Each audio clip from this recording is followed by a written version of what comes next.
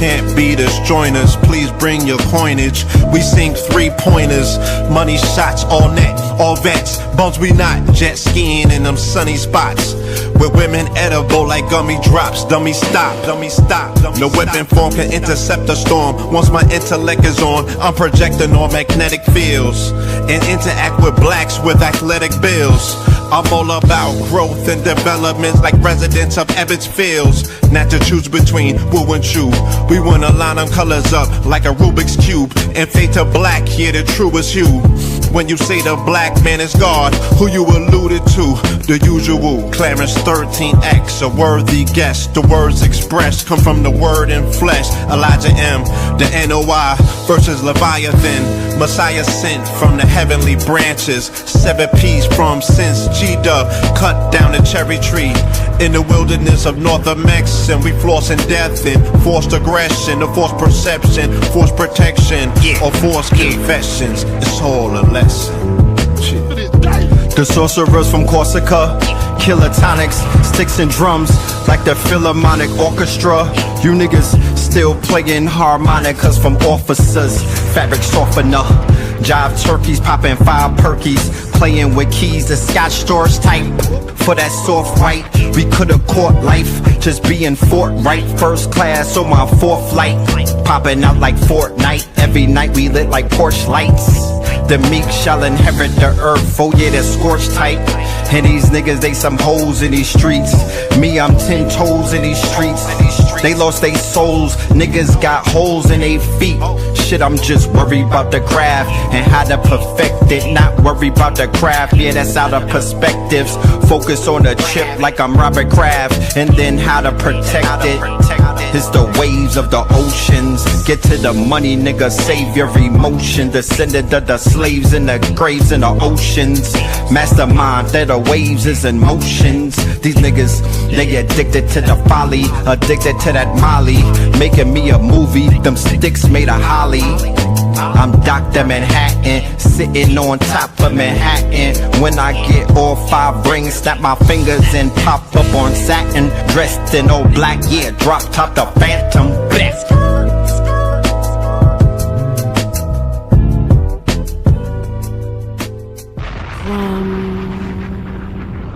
TV.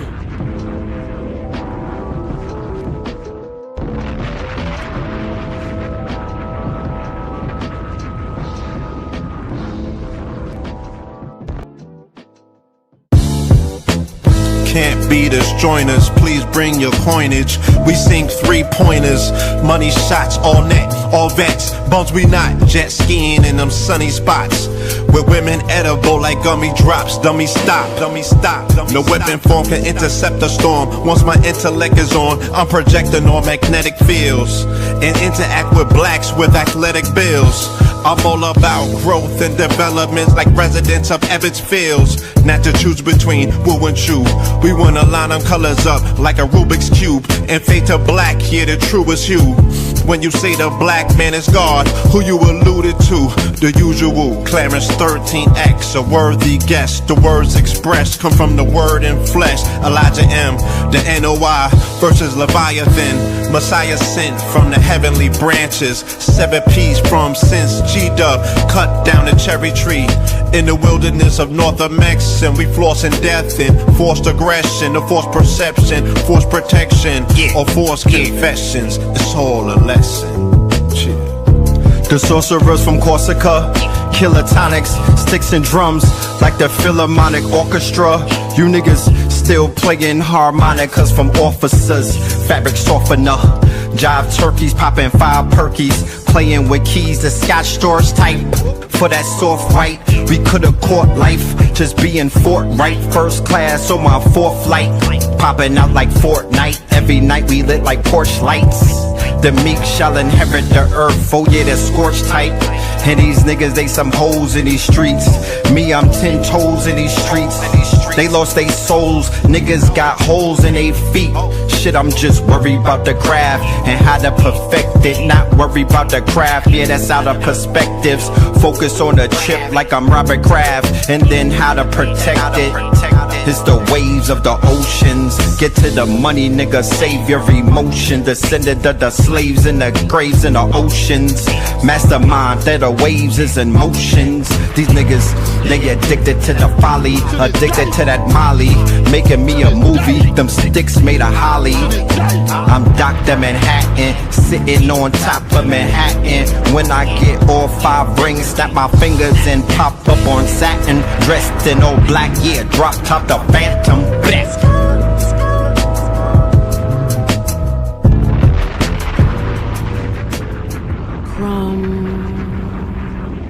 TV. To this day. Peace to the family, peace to you and yours. Peace to the family, peace to you and yours.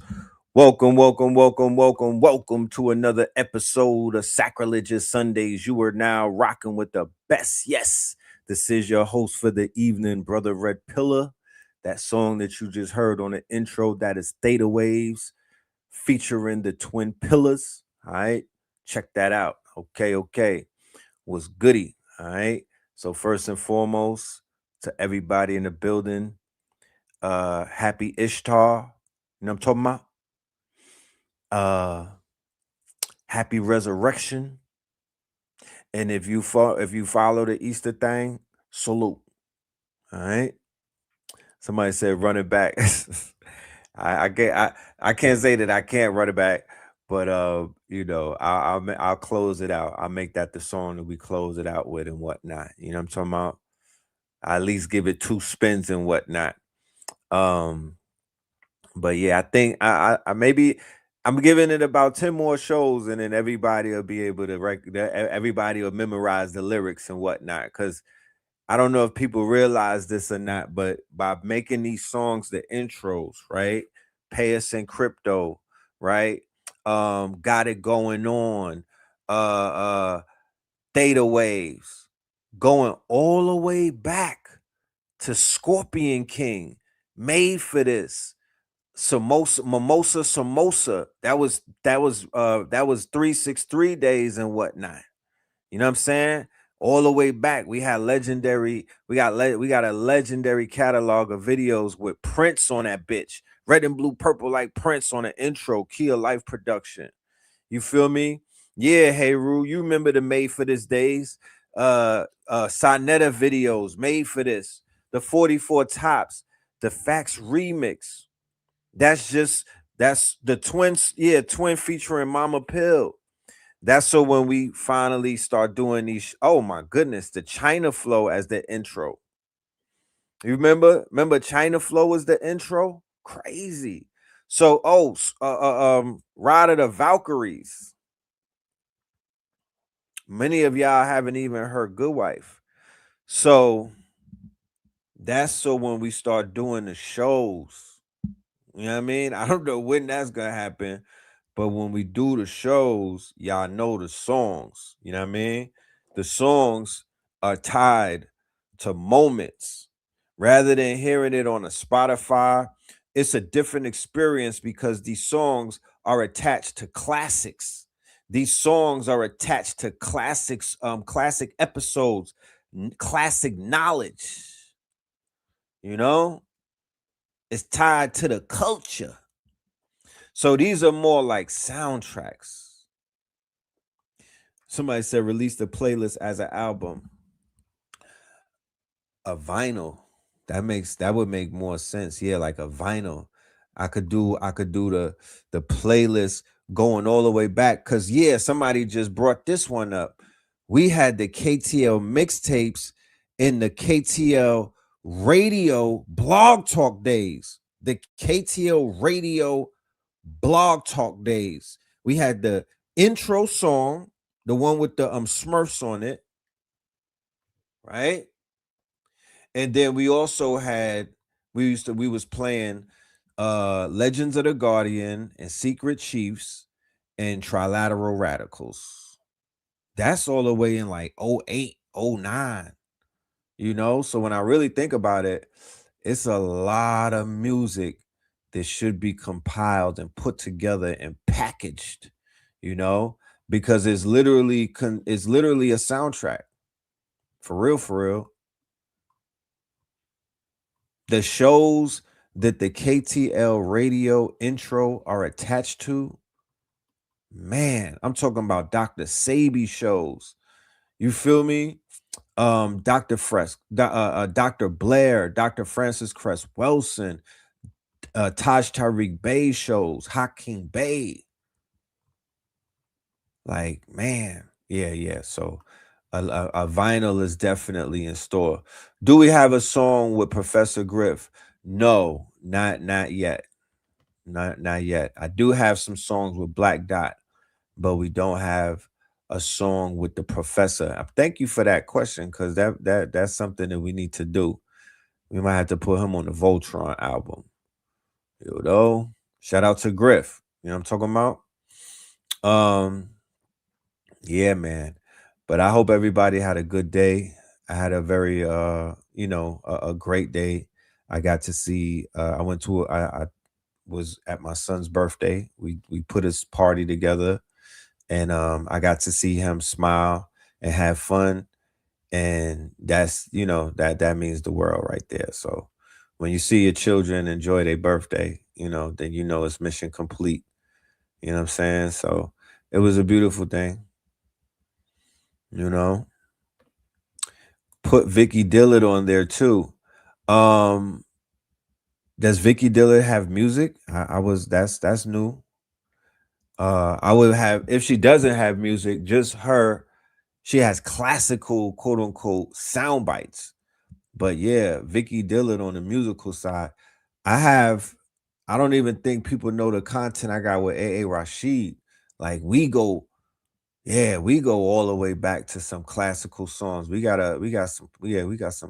It's really like an underground thing. It's a if you know. This is really the real underground. Like, I don't mean to toot my own horn and whatnot, but this is really, when you think about it, there's the underground that people talk about, they call it the backpack and all of that.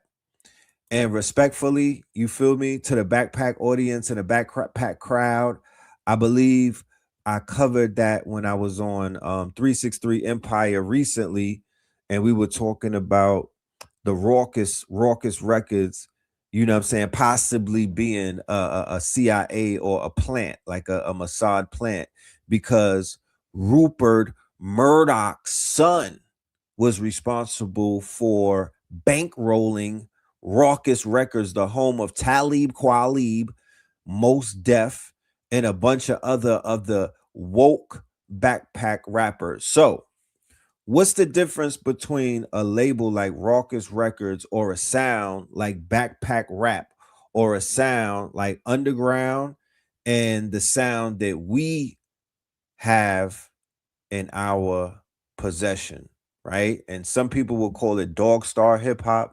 That's what AA has labeled it. He created that term.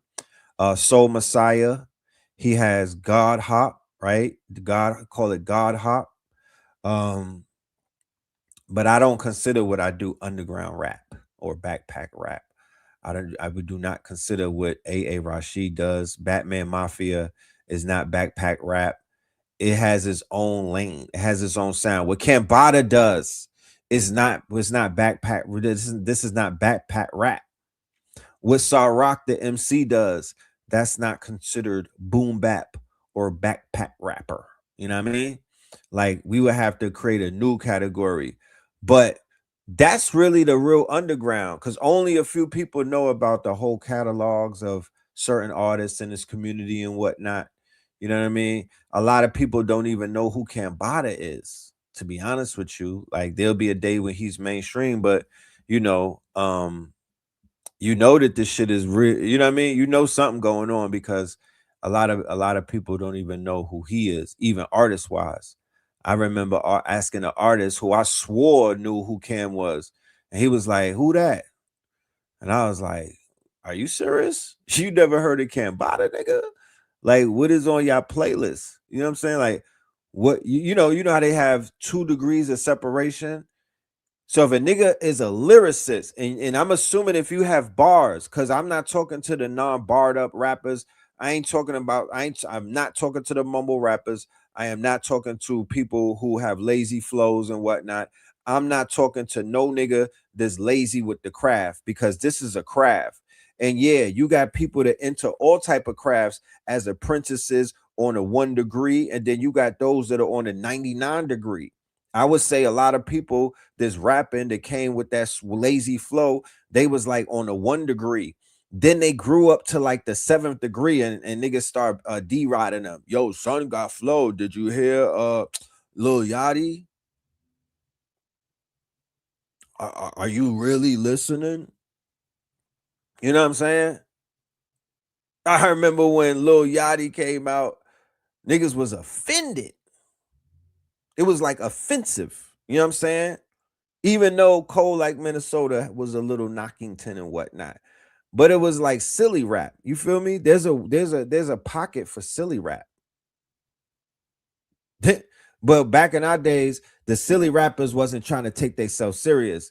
These niggas was taking themselves too serious. You got silly rap. You know what I mean? We had silly rap. Name some silly rappers from y'all era and whatnot. Because we got silly. You know what I mean? I was just listening to the Pee Wee Herman earlier.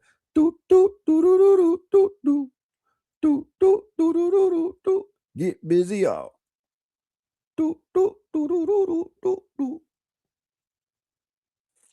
The Humpty Hump was like silly rap, but low key, none of these, and I don't want to sound like the unk and whatnot, but if you listen, like I'm gonna put these artists on the screen.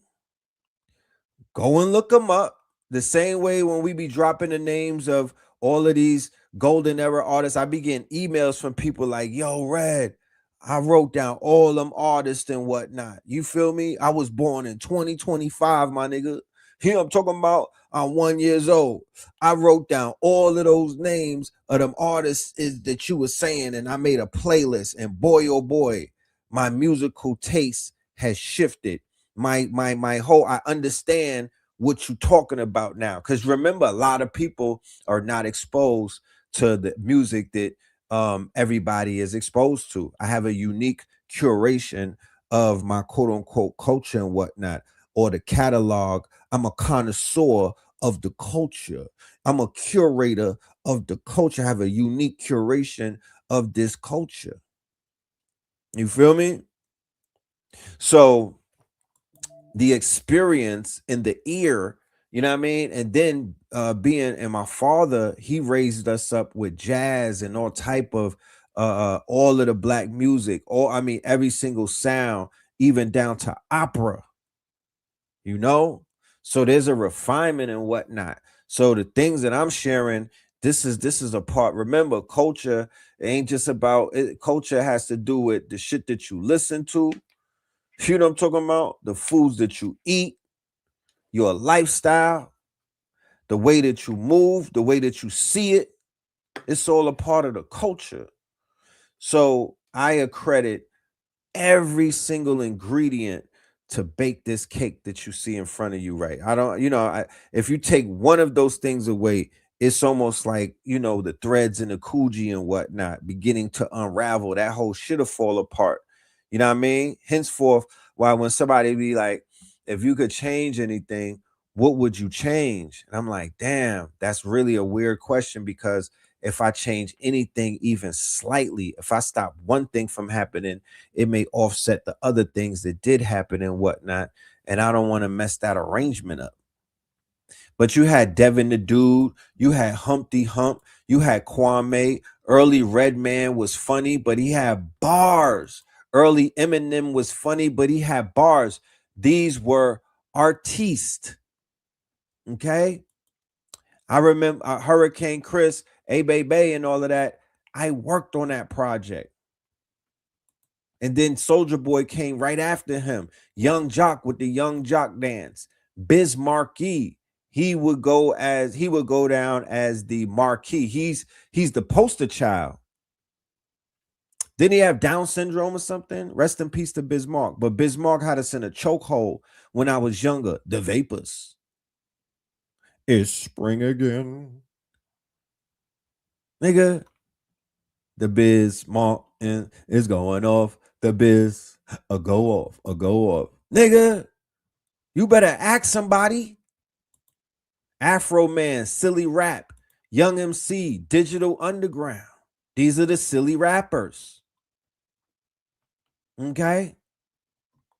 The rapping Duke. Da. Niggas wasn't taking themselves serious. They wasn't talking about derogatory things. They were having fun. Remember the Afros? The Afros. The skinny boys.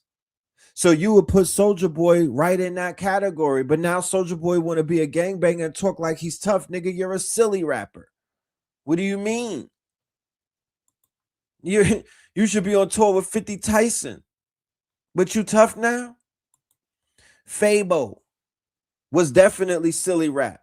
The stanky leg, my nigga. I remember going to Miami and I'm in Club Bed and niggas is doing a stanky leg. I'm with my son Amir's moms.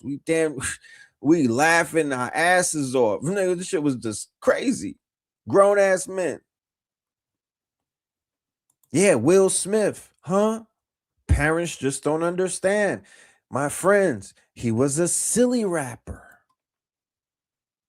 And you have fun listening to him. Even the aesthetics of his video reflected that. Ludacris, silly rapper.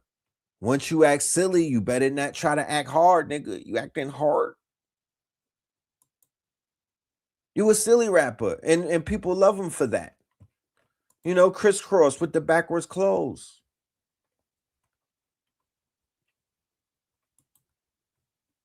But Biz Markie precedes almost all of them. And Biz Markie was somewhat of a, you know how Old Dirty got that style. He has a style that you can't. He has an undefined style. Biz Markie had that type of undefined style. You know, he was on the spectrum, but he was nice with it. And he was linked in with Big Daddy Kane, who at that time was like Jay-Z is, like Jay-Z was in New York in his reign. You feel me? Flavor fucking Flav. Picking boogers. That's Biz Markie. Picking boogers. But you say she's just a friend. And you say she's just a friend. Oh, baby. He on his album cover, he's sitting on a toilet. Right? But you could play that at the AKA sorority convention. You could play that at a wedding. You could play that at a graduation. You could play these things because it was fun music. So it was for when it's time to have fun. When we're at repasses, weddings, you know, graduations, 50th and 60th anniversaries, I don't think we should be playing killer music or drill music or, you know, pee-popping music. There's a catalog. There's a genre of music, and it really should fall on the shoulders of the DJs who fell victim to these quote-unquote DJ pools that have been compromised, right? And in these DJ pools, they should have been packaging together playlists of fun music. So when people are in situations like, you know, what you do with your peoples and whatnot, or what you do with your crew, or what you do in your home, or what you do on your block, that's block music. That, you know what I mean? There's some shit that you don't put no cut on it. But when we're in public, when we're at barbecues with children and older people and whatnot, there should be some type of musical etiquette. Look at what happened with Trick Daddy Dollars in the AKAs the other day.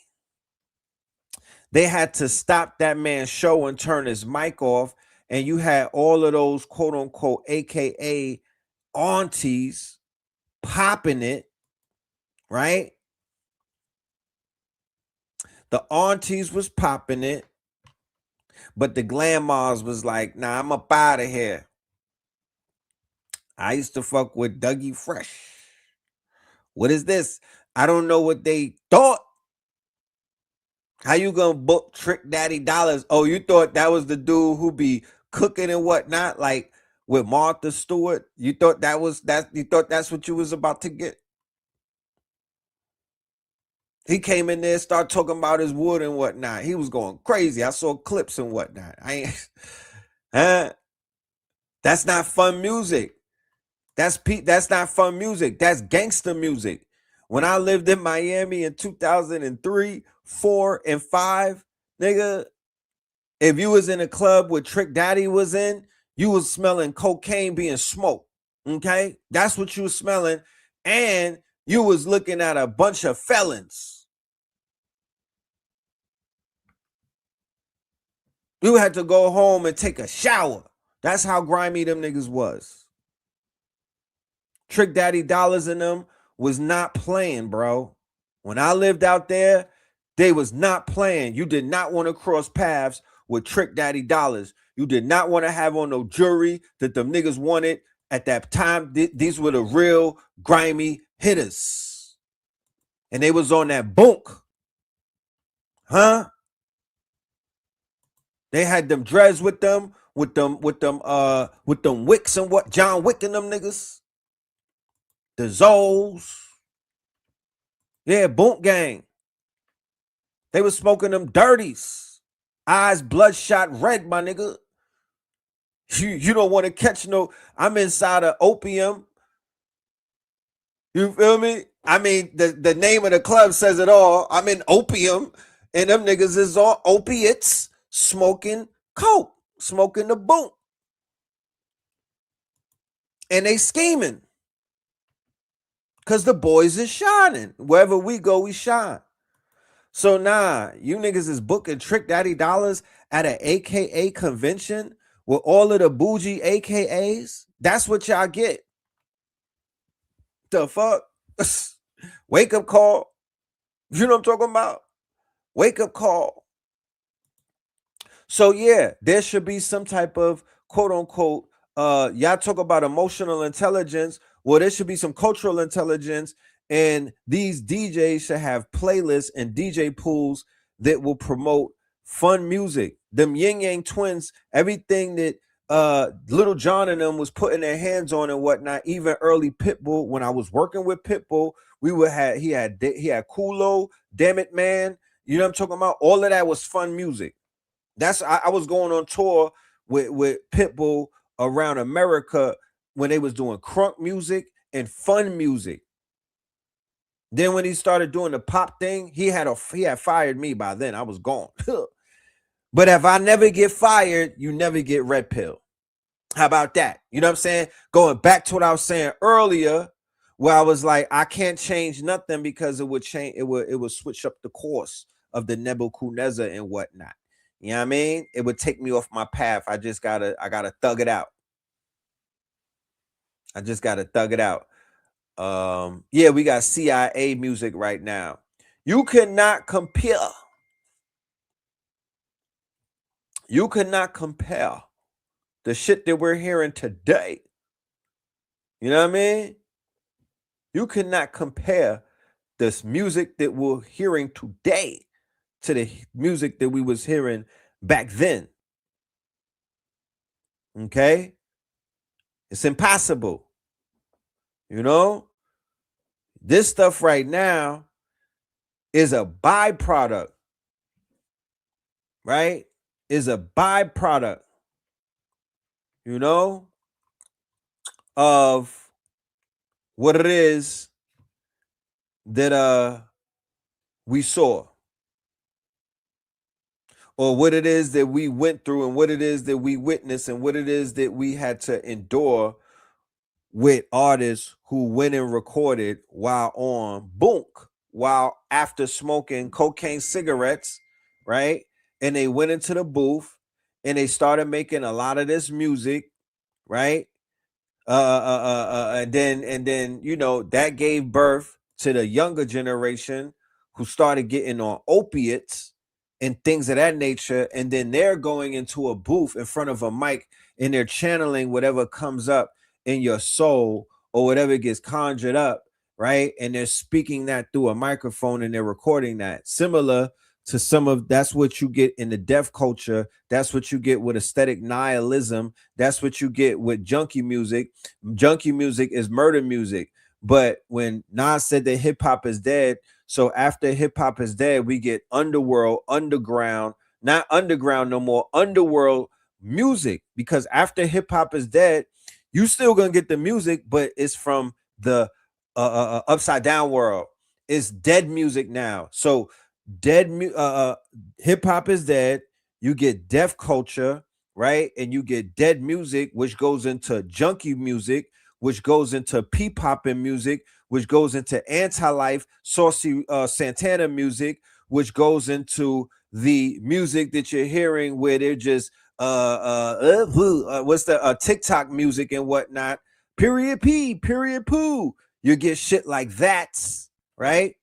So imagine, we in the Vecna trap right now. Imagine, just imagine the movie Sunken Place. Imagine the movie Get Out, where homie was falling into the sunken place, right? So now today is Easter. We talking about the resurrection. So we talking about the underworld. We talking about something coming back up that was already dead, right? So as he falls into the sunken place, he's falling on lower rungs. It's rungs upon rungs upon rungs upon rungs. There's 7 hells, right? There's 7 of them.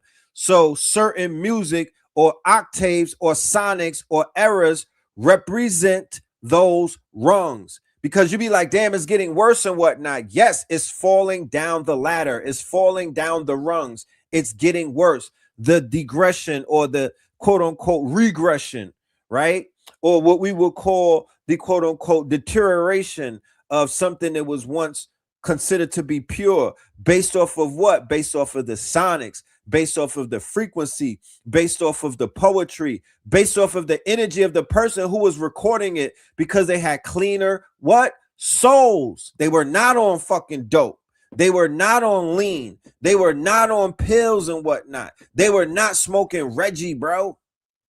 Okay? The music that you hearing from the 80s, them niggas was smoking they had some good fish scale. I'm not, you know what I mean? Because the Gods was on Woolies too. Huh?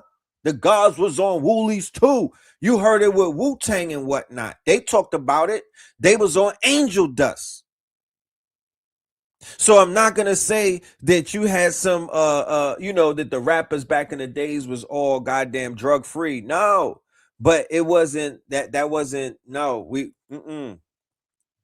it wasn't a part of the overall culture. What you saw with the Chicago shit, with drill music, because Chicago is the epicenter, it is the blueprint, it's the petri dish that the deaf culture really grew from. Right? When it became an operational thing. At first it was in theory. What do you mean by that? Because the rappers prior to that was rapping about killing shit, but they was not killing shit. If Jada Kiss caught all of the bodies that he had professed on the Clue mixtapes, my nigga, Trap Lord Russ would have a fucking field day. He be going platinum right now. I'm talking about if DMX really killed all of the niggas that he said that he killed in them fucking albums, nigga, what? So all of the rappers was talking about body and shit. The West Coast, they was all of the gangster. If NWA really laid down the shit that they said that they laid down, if motherfucking Master P and these niggas, and then you start to get into a slippery slope. Before Chief Keef and them, you get New Orleans, you get Soulja Slim, you get Boozy, you get Cash Money, where niggas is really doing what they say that they doing. Huh? There's people that are whispering that not shit, that them niggas really laying shit down. Pimp C, them Texas boys, they really doing what they talking about. Then in New York, you had AZ from the Alpo fame, from Rich Porter and all of them. They was rapping. So dudes was like, nah, niggas is really living their life. So Tupac is the bridge that brings really rappers that are living their lyrics, right? Tupac is the first Pooh Shiesty. Tupac brings that energy. He's the bridge where even where there was you had the studio gangsters that everybody had believed. Remember, we didn't the whole thing about the rappers were lying when they were rapping. Nobody thought that. Nobody really thought that. Niggas was like, yes, sir. What you saying, you know what I mean? We thought we believed everything that we was hearing until it was proven wrong. They didn't have the internet back then. You couldn't Google a nigga. You couldn't just start playing with your phone and check out a person's whole life on your phone and whatnot. You had to take what the source magazine wrote up about them. You had to take with the inner when you buy the album and you open up the album and you look at the linear notes and they have pictures and whatnot. They may have a whole photo book inside of their CD. All of those pictures painted a picture as to the realness of what these artists were conveying in their quote unquote music. Yeah, Kool G Rap. Really living what he's rapping about. I would say that he comes way before. Yeah, he's definitely before Tupac. Kool G Rap out of New York, out of Queens. He's one of the first ones where niggas is like, there's whispers and they like, nah, son is about that life. Everybody would talk about Rakim and his connection to the streets and whatnot, but he wasn't professing that type of life where he was bodying shit, robbing gangsters. Because remember, that's the era where the mobsters were food. Like the mafia was running New York, but the mafia was also getting stuck up by stick-up kids. And, you know, there was wars like the Bumpy Johnson thing showed you in Godfather of Harlem series, you know. But then you also had the mobsters had gangsters working for them. They had like, you know, gangsters were in the mobsters' pockets. So Kool G Rap making songs about running off with the mobsters with keys, you know, with some keys from the mobsters and tying them up and all of that. Yeah, people was believing that. But then Tupac is the bridge. He's not living everything that he's rapping about, but he's so believable because he's getting in trouble. He claps to police. That's why when people, they call it, the CD booklets and whatnot. That's why when somebody, you know, when I hear people talk about the Steady B was, you know, what's my dude, the greatest man alive. My dude out of Philly that robbed the bank. Is that Cool C? Right? But these people, Just Ice. Just Ice name was ringing. He was, you know, he was official. What's my dude? I just seen him in a video too. King Son, right? EST. Yeah, but I'm talking about Cool C, right? You got it, the glamorous life. Ooh, ooh, you got it, the glam. Yeah, he doing life now, right? So Tupac becomes the bridge where the studio gangsters are like, damn, this nigga's really kind of like outside. He's you know, he ain't really, you know, he's in the mix because he's getting jammed up. There was no rapper getting locked up more than Tupac Amaru Shakur in the 90s. Him and he took that title, you know, and people were like, yo, this nigga is stupid and he's silly and he's throwing it all away. Like how they're saying with the YNs that crash out right now. Oh man, they silly, they stupid, they throwing it all away. They crazy.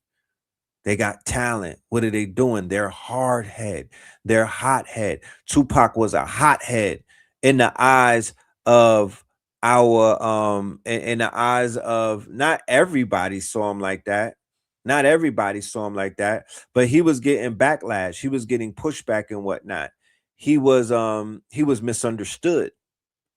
Yeah. And then ODB was like, yo, hold my 40 ounce.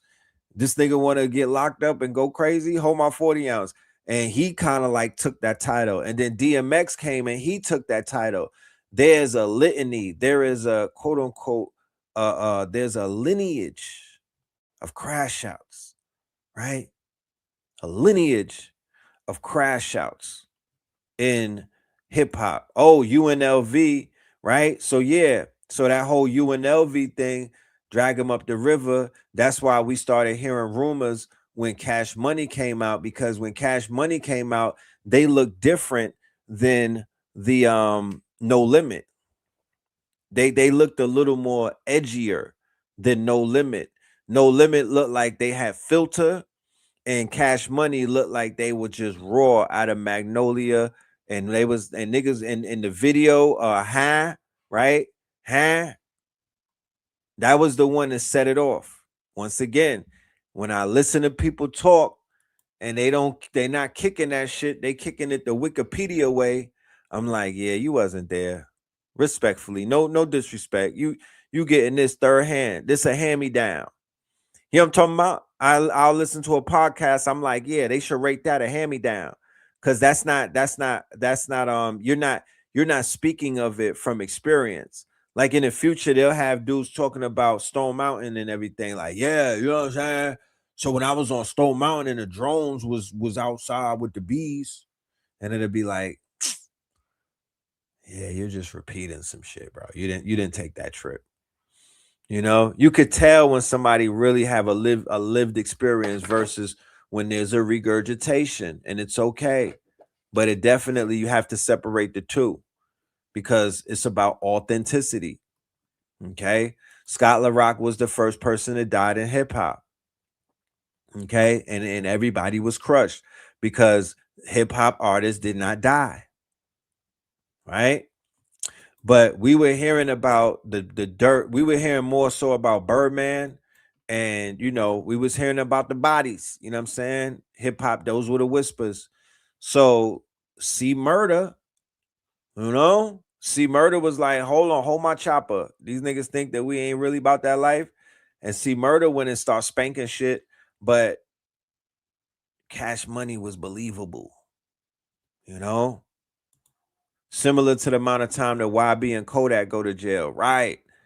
So they're following a certain quote unquote lineage or a certain quote unquote narrative or a certain quote unquote, they're just walking a certain lane or a certain walk. They're following the leader. And Tupac Amaru Shakur would probably be the one that I would say who set that paradigm up of niggas that jump in that bitch and jump out and get more bigger as they go in and out. Right? And then eventually they're not supposed to be here. They're not supposed to be here to get old. You're not supposed to see NBA Youngboy get old. You're not supposed to see some of these crash outs get old. Like you're not supposed to see Pooh Shiesty at 60, my nigga. He's here to crash out, because a crash out, right? You got to remember, even though a nigga crash out, it could be the equivalent of a comet crashing. The impact that they can make will leave a crater that will always be there, right? So a person like a Tupac Shakur or a Christopher Wallace and whatnot, you know, the short time they died in their 20s, right? But the short time that they were here, they were able to make such an impact. Did they not say that Alexander the Great was a YN? King Tut, that's the Tutankhamun curse and whatnot, or what they call the James Dean curse. You know what I mean? Because what happened to Bill Cosby and other niggas that lived too long? You stick around too long, right? You could become the villain and your whole legacy is wiped clear, right? So with Nipsey dying at 33 and, you know, niggas not dropping a tape on him where there's some alleged quote unquote acts that could smear his jacket, or he getting caught up in some type of fake ass scandals, or niggas put so much dirt on him that they mess up his stocks by messing up his legacy, thus messing up his immortality. And you got to come back and do this shit again. But like Tupac said, you are here for Thug Immortal, Soldier Slim, Thug Immortal. I'll let you niggas have it. I'm out of here, nigga. I came here. I put my boot in these niggas' ass. You know what I'm talking about? And I'm tapped out, right? Like Brother Panic had the series How to Prepare to Die. Everybody's not here to be old, niggas. You know what I'm talking about? Everybody's not here to live out that quote unquote that's a program. That's a program. When you go back in history and when you do the research and when you begin to research great people in history, they were not living to be old like that. Those the ones that are being written about, they did their big thing and they was up out of here. That's why they tell you to die on your feet. Once you get on your knees and whatnot, you're gonna fuck up the entire legacy, and you can't. You will not be immortalized. You know, you might as well stand on business, even if that business, if you got to stand on business and whatnot, you know, you have to take that risk because with high risk comes high reward.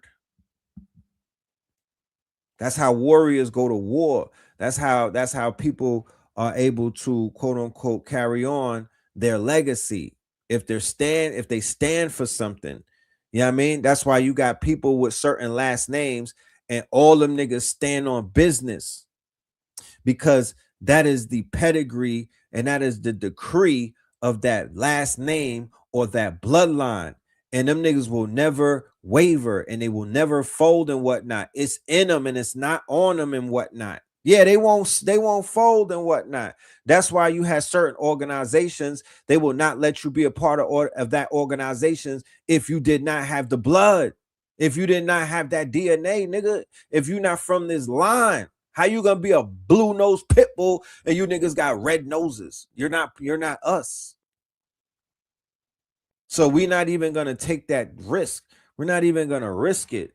You don't even know. It would take a lifetime to explain to you who we are.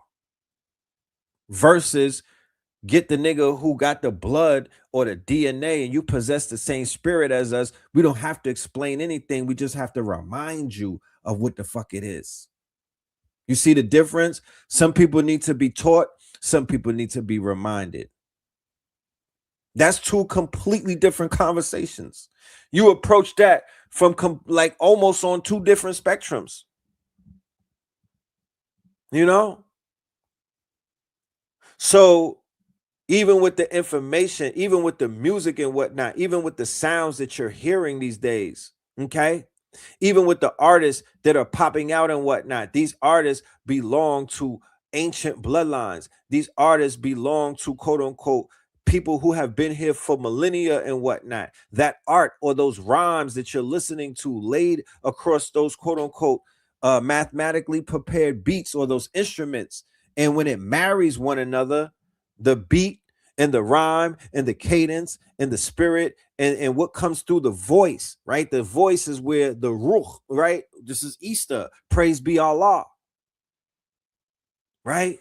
The voice, the spirit is through the breath and the voice reflects the breath. And A.A. Rashid wrote a classic book called Swords. And on the book cover, it's a man. It's a drawing of a head with a man's mouth open and his tongue, right, is the sword. Because you take the S out of the sword and you got the word. Your tongue is the sword. Okay? You build worlds with your word. You could build and destroy with the word. So it's the word is powerful, especially in this 2D dimension, this 3D world that we in, even with the quote unquote AI revolution that's taking over. Nigga, that's the word. They're prompting it. They're using the word, natural language, LLM, large language processes. Niggas is using the word to do what? To summon, to manifest and to summon. They call it prompting. You know? So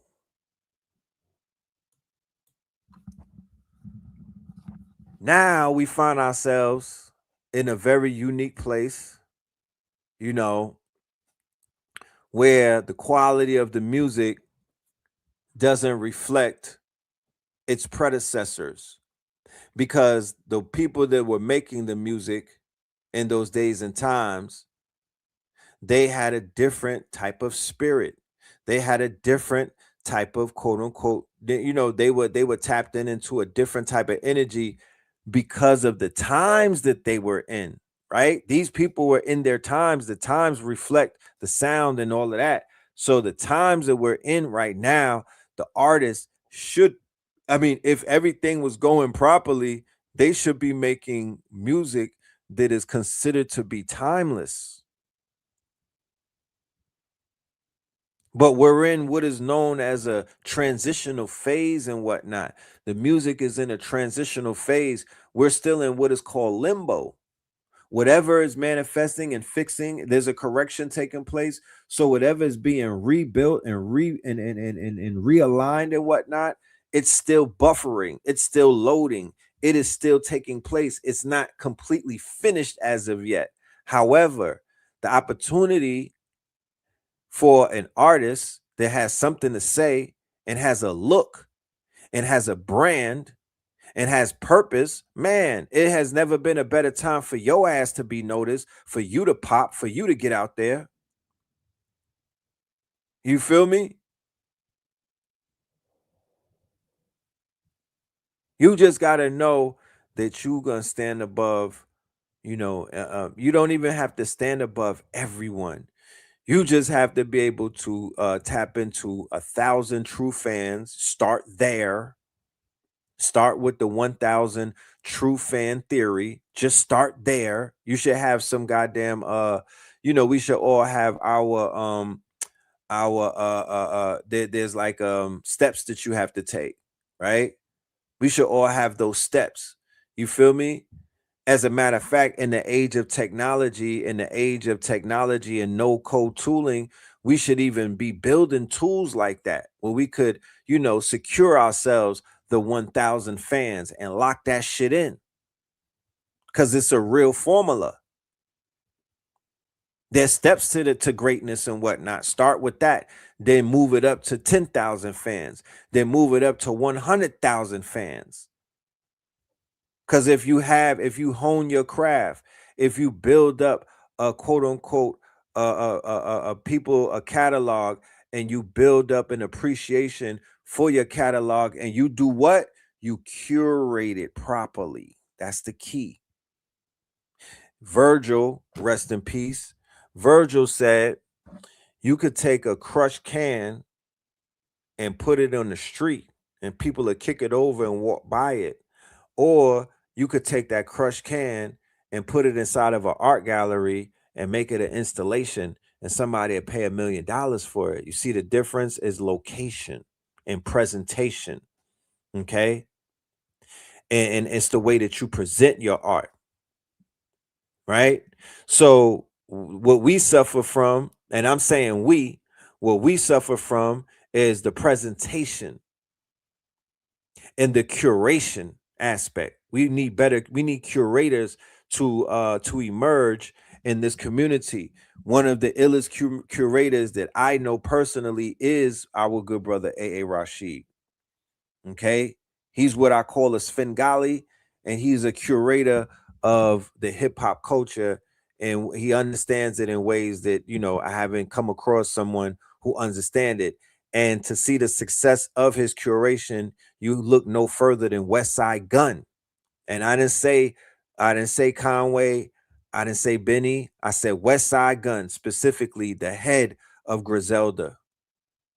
Okay, global phenomenon, right? Will go down in history. Fly God will go down in history as one of them ones, right? But a chance encounter with a good brother, A.A. Rashid, changed everything. And here we are. So there's a lot that the brother does in the curation department and whatnot. I mean, he's curated careers of some of your favorite lecturers in this community. So the brother has an eye for talent. He has an eye for the art, and he understands what what culture really is because of his mother and his father, who I witnessed, feed him as a child with what? With the culture, with curation, with being connoisseurs. We used to go to Balducci's and get our food. If you from, you know what I'm talking about? We used to, shout out to Hafisa. We used to go to Balducci's, my nigga. I ain't even know what that was. So as the youth, we was introduced to the finest. I'm talking about Brooks Brothers and all of that.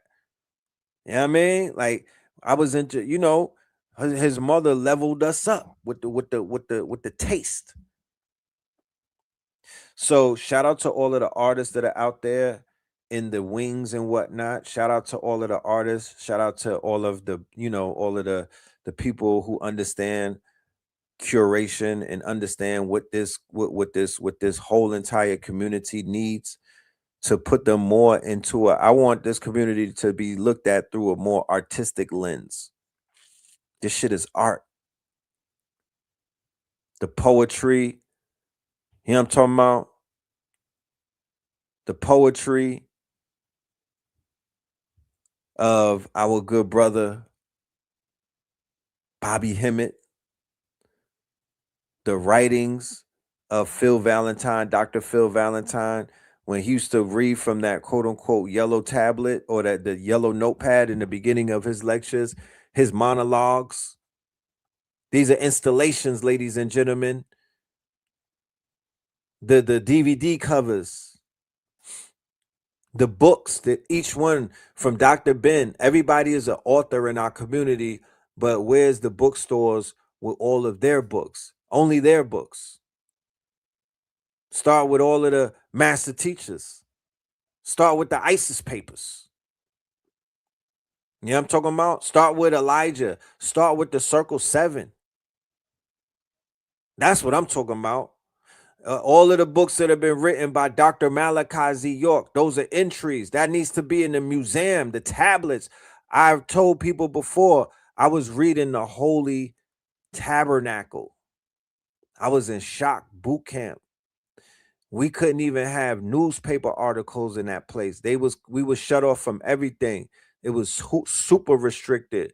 Somebody snuck in the Holy Tabernacle. I used to have niggas stand at the door and act like as watch guards while I laid under a bed and read the quote unquote books from Dr. York. This was in the year two. That's right before the towers fell, right before I came back home, and I was in boot camp.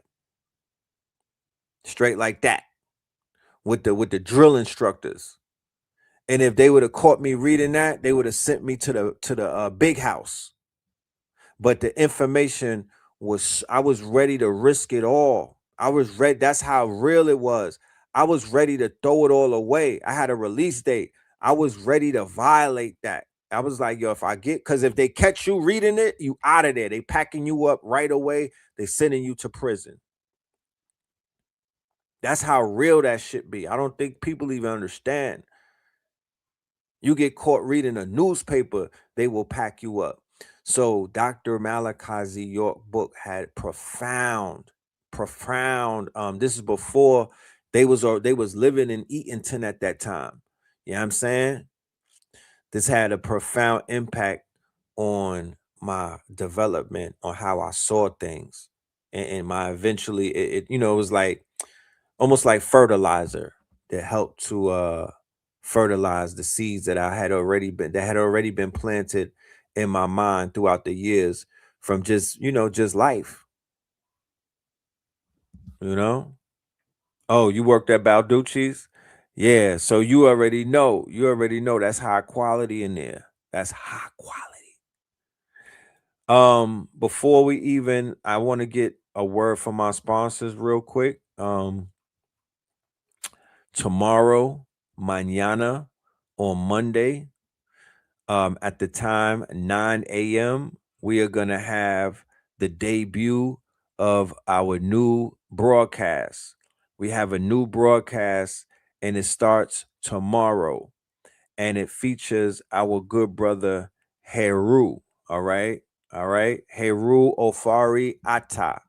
Our good brother Heru Ofari Atta, a KTL All-Star. He's been here with us for years now. We just did a show with him recently, and he's going to be doing a health show at 9 a.m.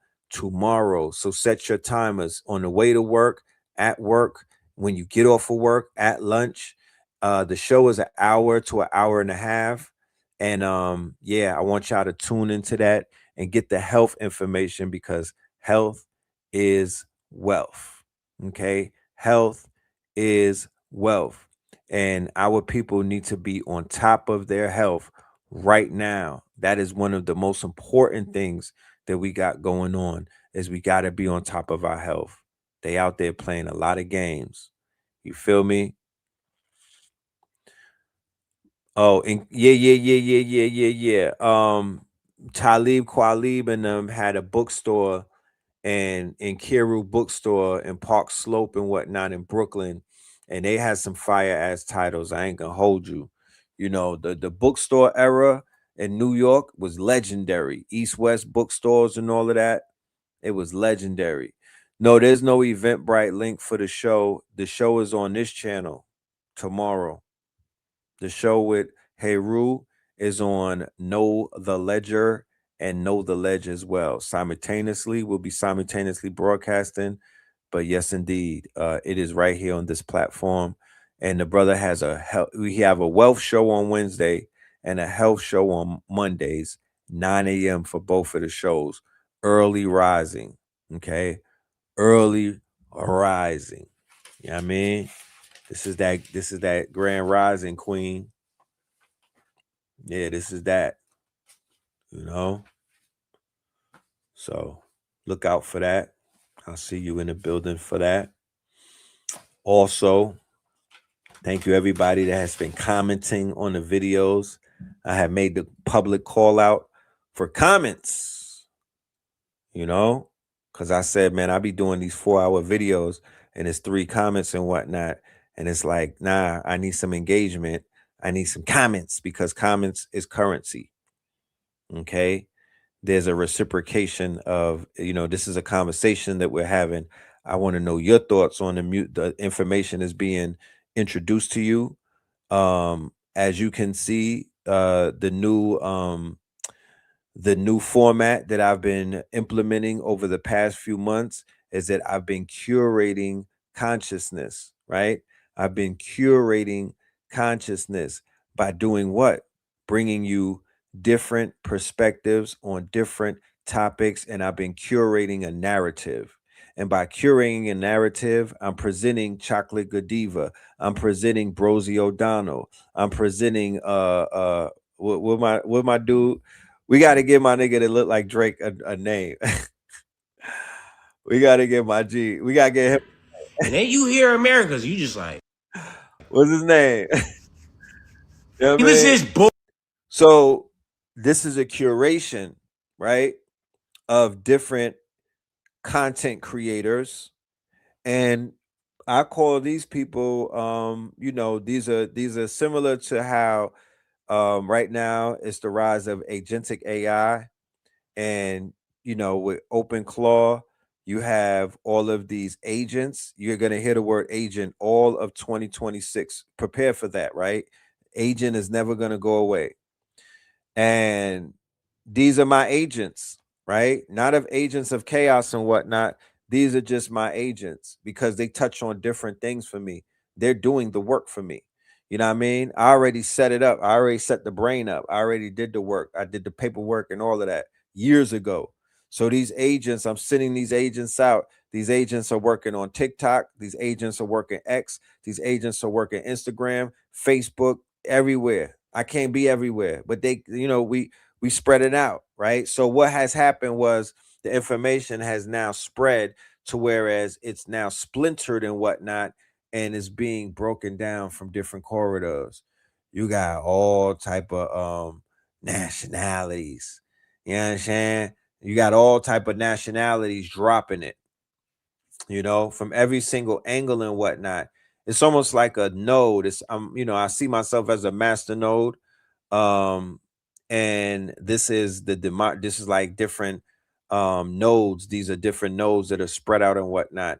And what it causes, or what it builds, is an international global web of truth tellers and truth seekers. Because I'm not going to platform nobody who, you know, is saying some fugazi shit. Campaign Poppy. I like that. I like Campaign Poppy. You said Agent Drake, Beige Rage, Frank. Oh man. You know what I'm saying? So I respect anybody doing commentary. I would say that I'll put the challenge out there to my gods and whatnot. You feel me? If you're gonna source up a goddess, you know what I'm talking about? If you want to put your energy into something, I would say put your energy into a goddess, and take the example of the goddesses that you've been seeing popping it, right? For the women that are out there that want to know what the gods are like, that's our love language right there. Like that's what we're really looking for right there. Like that's heaven on, that's the 72. That's heaven on earth right there. You feel me? To have the daughters and the goodies popping it, so we could just sit back, right? You know, shit, roll up and be like, yeah, that part. You know what I'm talking about? Everything that she said and what? Yeah. That's it right there. If y'all really want to know, you know. So for the guards out there that's focused, and y'all really want to find your Aelite, or you want to raise up fallen humanity and whatnot, or you want to go ahead and you want to turn a goddess into a goddess, yeah, you should hold some classes with her. You feel me? And stay focused. You got to keep your little man in your pants.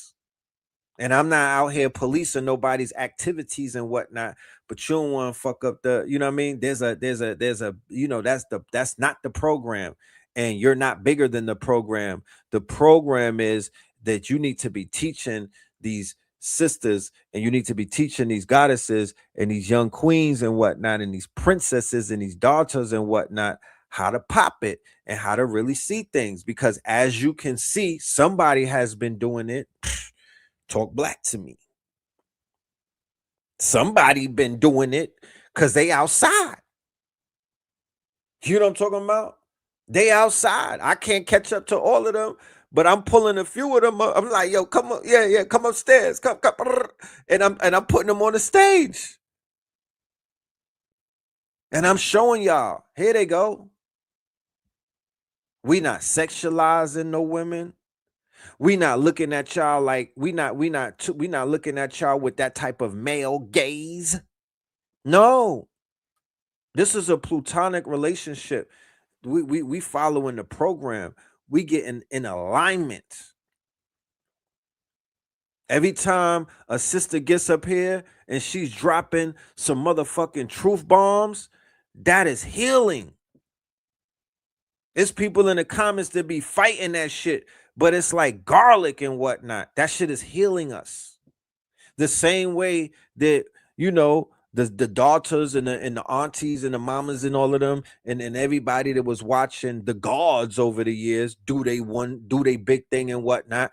I'm sure that was healing them. Like, damn, I didn't see my brothers in this light. Or there's some people that be like, I've been waiting to hear some intelligent black men finally, you know, to restore my faith. I've heard about them. You know, you don't want to read Malcolm X's autobiography and then you look around and you can't find nothing to relate to, because the other side of the coin, or that other experiment, has done what? Failed miserably. Everybody coming back with a black eye. Everybody that went to that other side, to the dark side, everybody that tried to do that the other way, they not coming back, looking healthier or happier than when they went over there. I'm just saying. Some people went past the ice wall. Some people went back to the trenches. All of these experiments are very, it's giving Remick, right? Very vampiristic, We can't cut it too many ways. You know what I mean? We can't have it too many ways. This is about discipline. They got a song called Stay Disciplined, nigga. This is about discipline. This is not about I could do whatever I want and nobody can tell me something because I'm a god or a goddess. You know what I mean? The black man is God, and none of that. That's not discipline. That's not, I come from boot camps. I saw the power of discipline. I saw what discipline can do for somebody that's a savage. But you can't do discipline with a broken wrist. You got to be heavy-handed sometimes on shit. You got to stay on top of shit. You know what I'm talking about? You got to have an iron fist inside of a velvet glove sometimes. But you got to, you got to stand on business, 10 toes. Discipline. Have to be disciplined. You will not win this war without discipline. And this discipline in this war that I speak of, ladies and gentlemen, it's an inner war. There's a war going on inside. Don't got nothing to do with the outside, nigga. There's so many people running to the outside war that they're not focusing on the inside war. And losing the inside war is putting niggas outside in the outside war. Yeah. Because if you win in the inner war, your ass is not going to get caught up in no type of war on the outside. How about that? Not even a draft. You won't be involved with none of that shit going on outside once you work on inside. It just doesn't work like that. So all of the carnage that we're seeing and whatnot, all of the carnage that we're seeing, all of the roadkill that we're seeing and whatnot, that has to do with motherfuckers running outside and not working on the inside. Because if they were on the inside, they would be inside. You know what I'm talking about? It's niggas that be outside and you'll never see them and whatnot because your frequencies will never match. Y'all. It's almost like a magnet and you turning that bitch around. It repels and whatnot. Yeah, niggas is outside, but they not on your side. You know what I'm talking about? They outside, but they not on your side. You'll never see them because y'all on different frequencies and whatnot. Do you know a motherfucker could walk right past you and you won't see them because either they're on the lowest of lowest frequency or they could be on the highest of frequencies and you be like, someone's around and they be like, you ain't see him? They be like, nah. Yeah, I know why. And I'm not, and that's the rules of these days. I can't speak about, it wasn't like that, but it's like that now. As above, so below. Planets cross one another, not all the time. See you next lifetime. There's no telling when we'll cross paths again. You know what I'm talking about? None of this shit is guaranteed and whatnot. We will not, you know what I mean? There's no telling that our planets and our whole universes will even cross paths. I'm on a completely different mission, respectfully. So let's get into the conversation of tonight. I got a lot of clips we clipped up and whatnot. Shit, I might as well set it off because it is Easter and whatnot. So let's get right into it. Praise be Allah, right? Let's go to Brosy, goddammit. Let Brosy tell it. Told you that Jesus they preached in church was designed to keep you obedient, broke, and asleep. This is not the gospel. This is a prison. Give me 60 seconds and I'll show you the Christ they hid. Yeshua was a quantum destroyer of mimic systems. Yeshua didn't come to start Christianity. He came to override the control grid of empire, political, financial, spiritual. He was frequency itself, the word made waveform. When he spoke, atoms realigned. When he touched, time bent. When he walked, mimic systems collapsed under his feet. Religion needs submission. Christ activated scrolls. The modern church turned him into a pacifist, but he flipped tables and told the elites they were of their father, the devil. They crucified him for collapsing the very systems you're now tithing to. If you've ever felt like the Jesus you were taught didn't match the frequency you carry, comment scroll right now and get the $33 scan. You are not crazy. You are encoded. Churches fear people who become Christ. They preach, believe in Jesus, but never teach you how to walk like him. Why? Because the moment you realize the scroll was always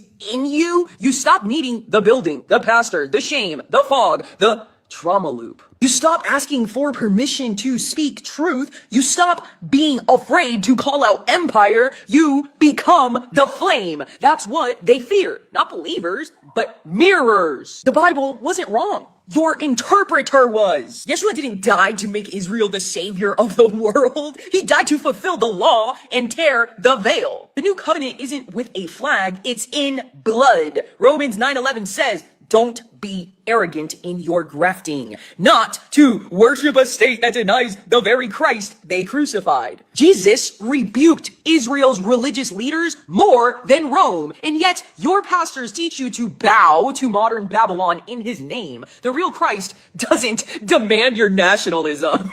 He demands your transformation. You were never supposed to be a church member. You were supposed to govern time, override physics, speak new realities. Yeshua said, greater things than these you will do. But instead, they taught you to wait for rapture, while billionaires drained your power with worship concerts, tax write-offs, and trauma therapy disguised as discipleship. Comment scroll if you're ready to embody Christ, not cosplay as him. The $33 scan will tell you the exact reason you were born. Stop worshiping the mascots. Become the flame. This video is not content. It is a scroll ignition protocol. Christ has returned in those who carry flame. The war is not between religion and rebellion. It's between mascots and mirror. Rosie. Let us keep it going. All right. She opened up the sermon and whatnot with the good word. You know what I'm talking about? Let's go to the Middle East. Let's go to my people that's talking that Farsi shit. Let's go. Is not Imam Mahdi. The Mahdi will not come from among the Shias. Americans, the British, the French, the Dutch would like God to forget what they did to dark-skinned people of this world. Iran, they are Aryan people, together with other Caucasians like the Chechens, Russians, Afghanis. They have a role to play in this great war. They will fight. It's their purpose why Allah gave Russians nuclear weapons and why Ramzan Kadyrov of the Chechens promised troops to Iran. Their role is not to save this world. That is the role of the Adamic people who have their history, identity, lands, language taken from them, and wherever they go, they are seen as inferior. Allah is justice. When the dark people rise, this world truly will change. So, like I said the other day, irregardless to, you know, how people feel about things or see it, we are in eschatology timeline right now. It was already been triggered, right? The eschatology timeline has already been triggered. So once it's triggered, this quote unquote search for the Mahdi or the search for the Messiah begins, okay? Or the search for the quote unquote messianic ones, it begins. And you can't necessarily begin to say, I don't have anything to do with that. That doesn't have anything to do with me. I don't know what they're talking about. I just want to get a check. Things like that. It's like, hello, you're going to hear more and more calls. More and more people are going to come to the quote unquote undeniable, they're going to come to an undeniable truth. They because like I've said, there's not too many players left on the board. You're almost winning by default. They you know what I mean? Like when they say that the veil is lifting, what they mean is it doesn't even like it's gonna be so like you have to get ready to get dressed for the party because you're about to get put on the big stage. Okay, black gods, black goddesses, and whatnot. Regardless if you want or not, you see Schoolie got the cap and gown on and whatnot. So how could you say when you about to go to graduation day on some Kanye shit, where you're gonna be shot out there for the whole universe to see? Oh nah, I don't even want to show up for graduation. This is not. This don't got nothing to do with me, but you're in a university, you're in a universe, which is a university. Your ass is in school. What do you mean?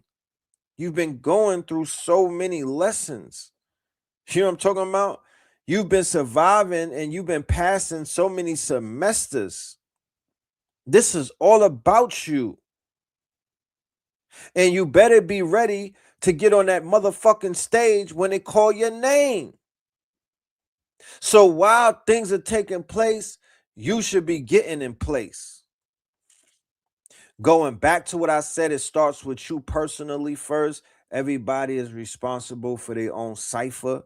You know what I mean? It's not even nothing super difficult. It starts with discipline. Whether it's discipline on what you eating and whatnot, because you eat through your ears, your eyes, and your mouth. So you will have to fast from watching certain things. You will have to fast from eating certain things, and you will have to fast from hearing certain things. Because little do you know, all of those ways feed the parasites. You could be like, yeah, you know what I'm saying? I'm gonna do the 72-hour water fast, but you listening to drill music. Yeah, I'm gonna go ahead and I'm gonna go and I'm gonna take the parasite cleanse, the bitters and the tonics and whatnot, but you watching Pornhub. Yeah, I ain't gonna really watch the girls fighting on TV. I ain't gonna watch Zeus Network. You know what I'm saying? I'ma just sit in silence and whatnot. But you sitting in silence, and there's a toxic environment around you. So we got to be more disciplined about our environments. We got to be more disciplined about what we allow to go inside of our heads and what we listen, what type of frequencies we're picking up on and whatnot. We almost have to be aggressive and we have to be proactive in setting up a grid around us, an environment, whether it's your living space, whether it's your personal space, whether it's your workspace and whatnot. Have something that's conducive. I go to sleep to the binaural beats, right? I go to sleep sometimes and I'm listening to the jazz. Look at Eric Fernandez. Yeah, Mr. Fernandez. I'm gonna send you to the blockchain, my brother. You know, I'm talking about dress warm. You know, out of here. So eating sea moss, yeah, eating sea moss and beating off don't equal higher grid or higher God. Um, there are certain practices that we could get into, especially now that we're in the spring and whatnot. Things that we could start doing when we rise up. You know, I follow certain protocols given to me by people like Napoleon Hill and Bruce Lipton, and a bunch of other people that I find, have some of the answers and whatnot. But we got to program ourselves. We have to be proactive in programming ourselves, both in our sleeping states and our waking states and whatnot.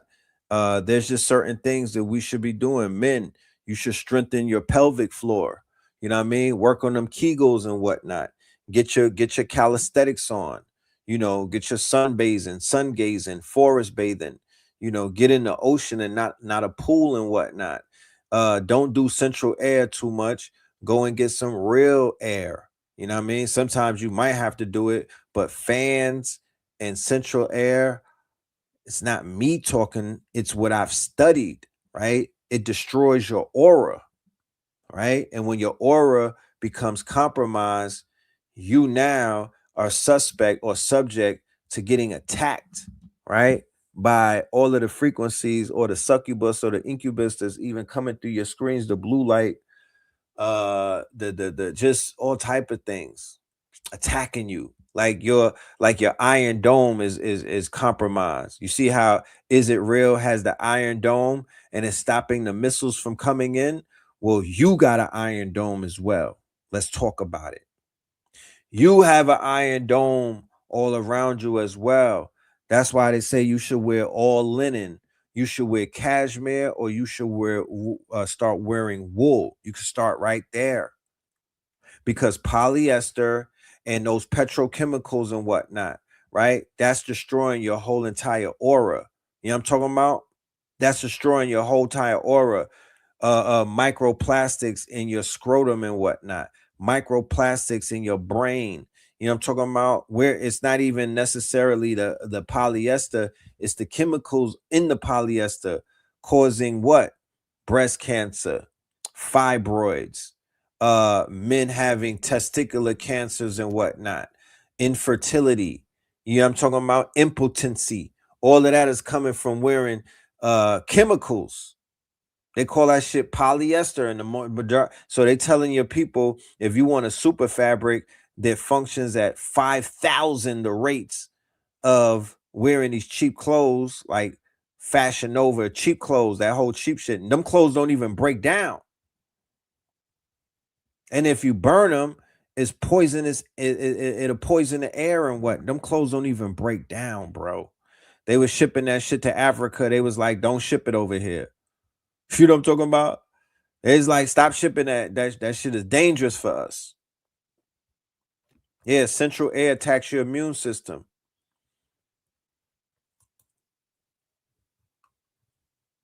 I did it. We did an upload where Blue Pill was showing his setup inside of his spot, right? He was showing the setup with the farmy. How many people saw that episode where Blue Pill was showing you his whole workspace and the farmy, the demonstration of the farm that he has inside of the house? Okay. So you don't get bed rot and when you laying in linen bed sheets. Bed rot comes from laying on plastic, right? Bed rot comes from laying on plastic, right? So we got to start focusing more on, if we conscious of certain things, we got to get rid of all of that shit that's doing us damage. Yeah, nah, Blue went in on that show. You got to catch that. That's a must see and whatnot. I'm surprised it didn't go viral. It's a 2-part series, but he's showing you. He's not talking. He's giving you. It's so much game in one episode. He's giving you the game. You know.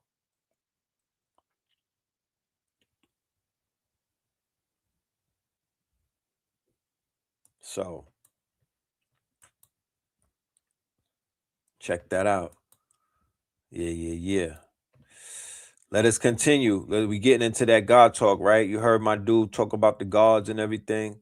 You know what I mean? So let us show you some of the people on this land that are waking up, that are coming on to themselves and whatnot. And it's shaking up the rest of the people around, only the people who have something to hide. But the people who have been waiting for us to rise up and wake up, they are saying that they are elated. They're saying that they're doing more prayers for us. They're putting more energy towards us. You feel me? We're in their favor. Are the Chappaquiddick Wampanoag. We are a historical Massachusetts tribe from Noah Bay. You may know it better as Martha's Vineyard. Our ancestral homelands include Chappaquiddick Island, Cape Pogue, and Muskeget Island. We're also a tribe of first contact. We were some of the first impacted by colonization. Despite it all, we still meet annually on Chappaquiddick Island, and our tribal members who reside on the Wet Bay still fish in our ancestral waters. You might be wondering what we've been up to this past year. With your help, we've been able to raise over $60,000 that have gone towards our operating costs and our ultimate goal of reclaiming land. We had a tribal member featured in an exhibition opening on Nuepe. We were also fortunate enough to receive aid from 2 COVID-related grants that that allowed us to host several wellness workshops throughout the year. Overall, we saw huge growth in participation in our tribe intergenerationally. We look forward to continuing to share our journey with you and appreciate all of the support along the way. Kutapatanamu, thank you all for sharing in community with us.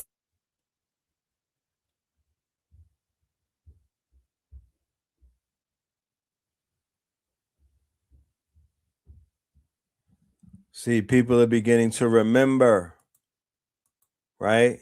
They're beginning to remember, okay? And I hope and I pray that our people are able to remember who they are without this friction is going back and forth where people are, one side is trying to shame people for tapping in to this indigenous culture, then another side, you know, all of that confusion. We need our people to be able to remember and not feel no type of way for remembering and being able to live out this quote unquote aspect of their multi layered DNA or genome. We got multiple cultures in us, not just one. You know, people are remembering more than just one thing. They're remembering, they're coming back online to a lot of things, a lot of aspects of their cultures. Okay. So even the like I say, as we rise up, or as you see the fall, the great fall of one group of people, right? Or like J. Cole said, the fall off, right? So as you're witnessing the fall off, right? As you're witnessing the rise of our people, there's also a fall off taking place. So it's always been like that. Remember, this is a dual universe. So there's a duality that will always take place. There's always going to be somebody falling off when somebody is coming up. Don't fall for the okie doke. None of the books that you've ever read, none of the history that you've tapped into have given you a story where everybody was on the same level and everybody was experiencing the same thing at the same time. I know we are big-hearted and compassionate, but that's just not how the story is written. Okay? So they people is falling apart, and their own people are disgusted in them right now, and they're speaking out against them. And I don't really think, like I said before, this is a very unique time because there's an uptick in their own people disowning them, exposing them, speaking about them in a way where, you know, they never had before. They, in a way that shit, if some of our elders heard, they'd be like, "Oh, child, shame the devil." You know what I mean? You know what I'm saying? There's certain black people that never heard in all of the years of their lives, they've never heard white people talk about white people this way.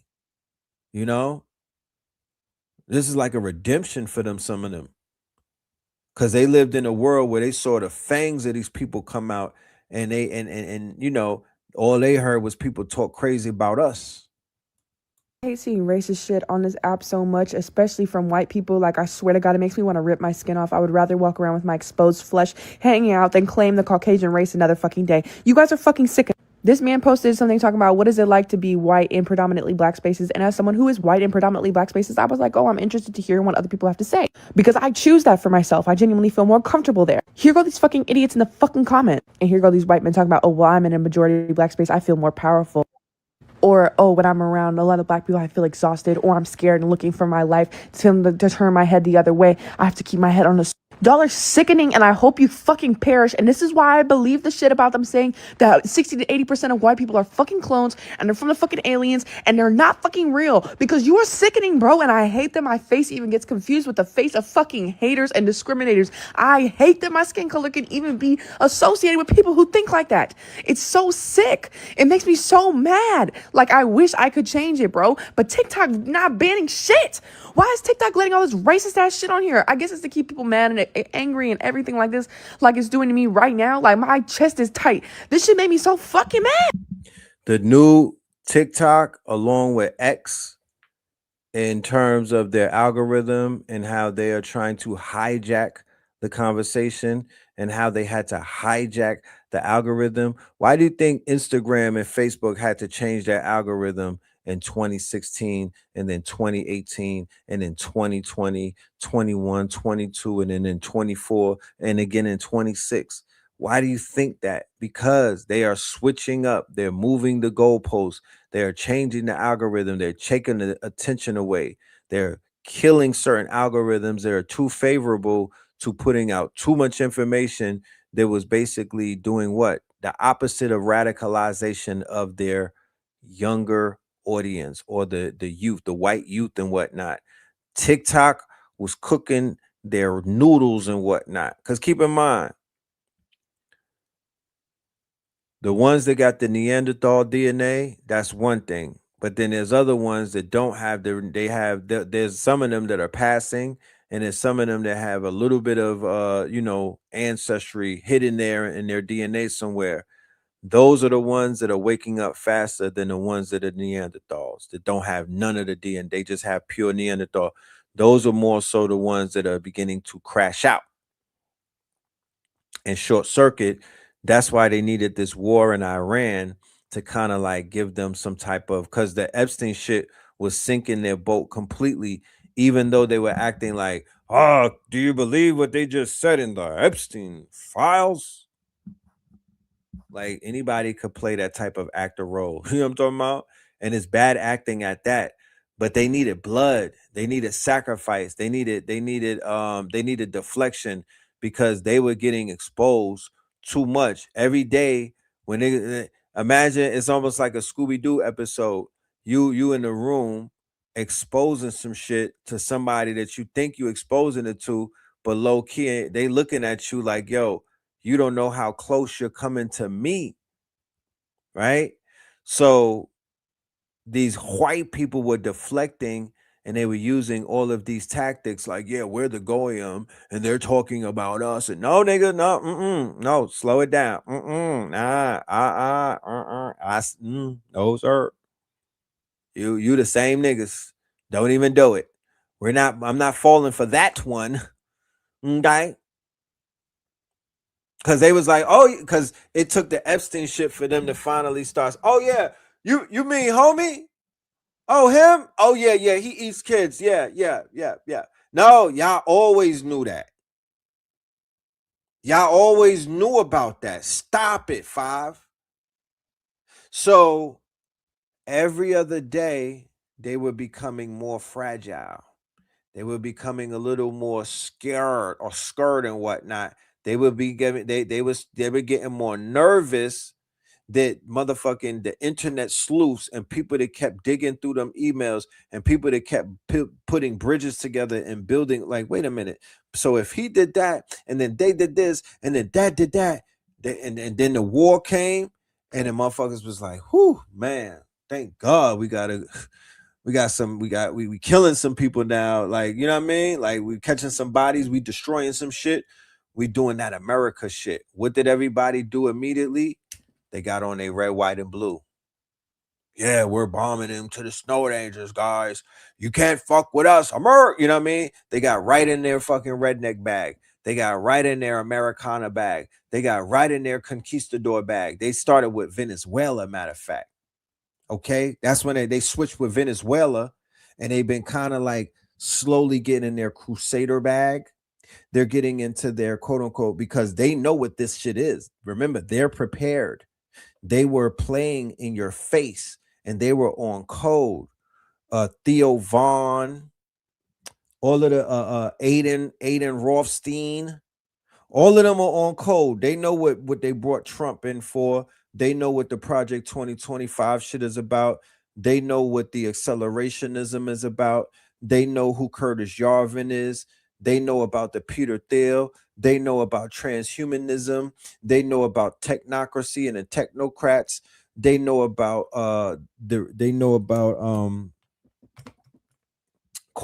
retro causality, right? They know about Nick Land. They know about a lot of shit. You know? They know about Dark MAGA. They know about Pepe the Frog.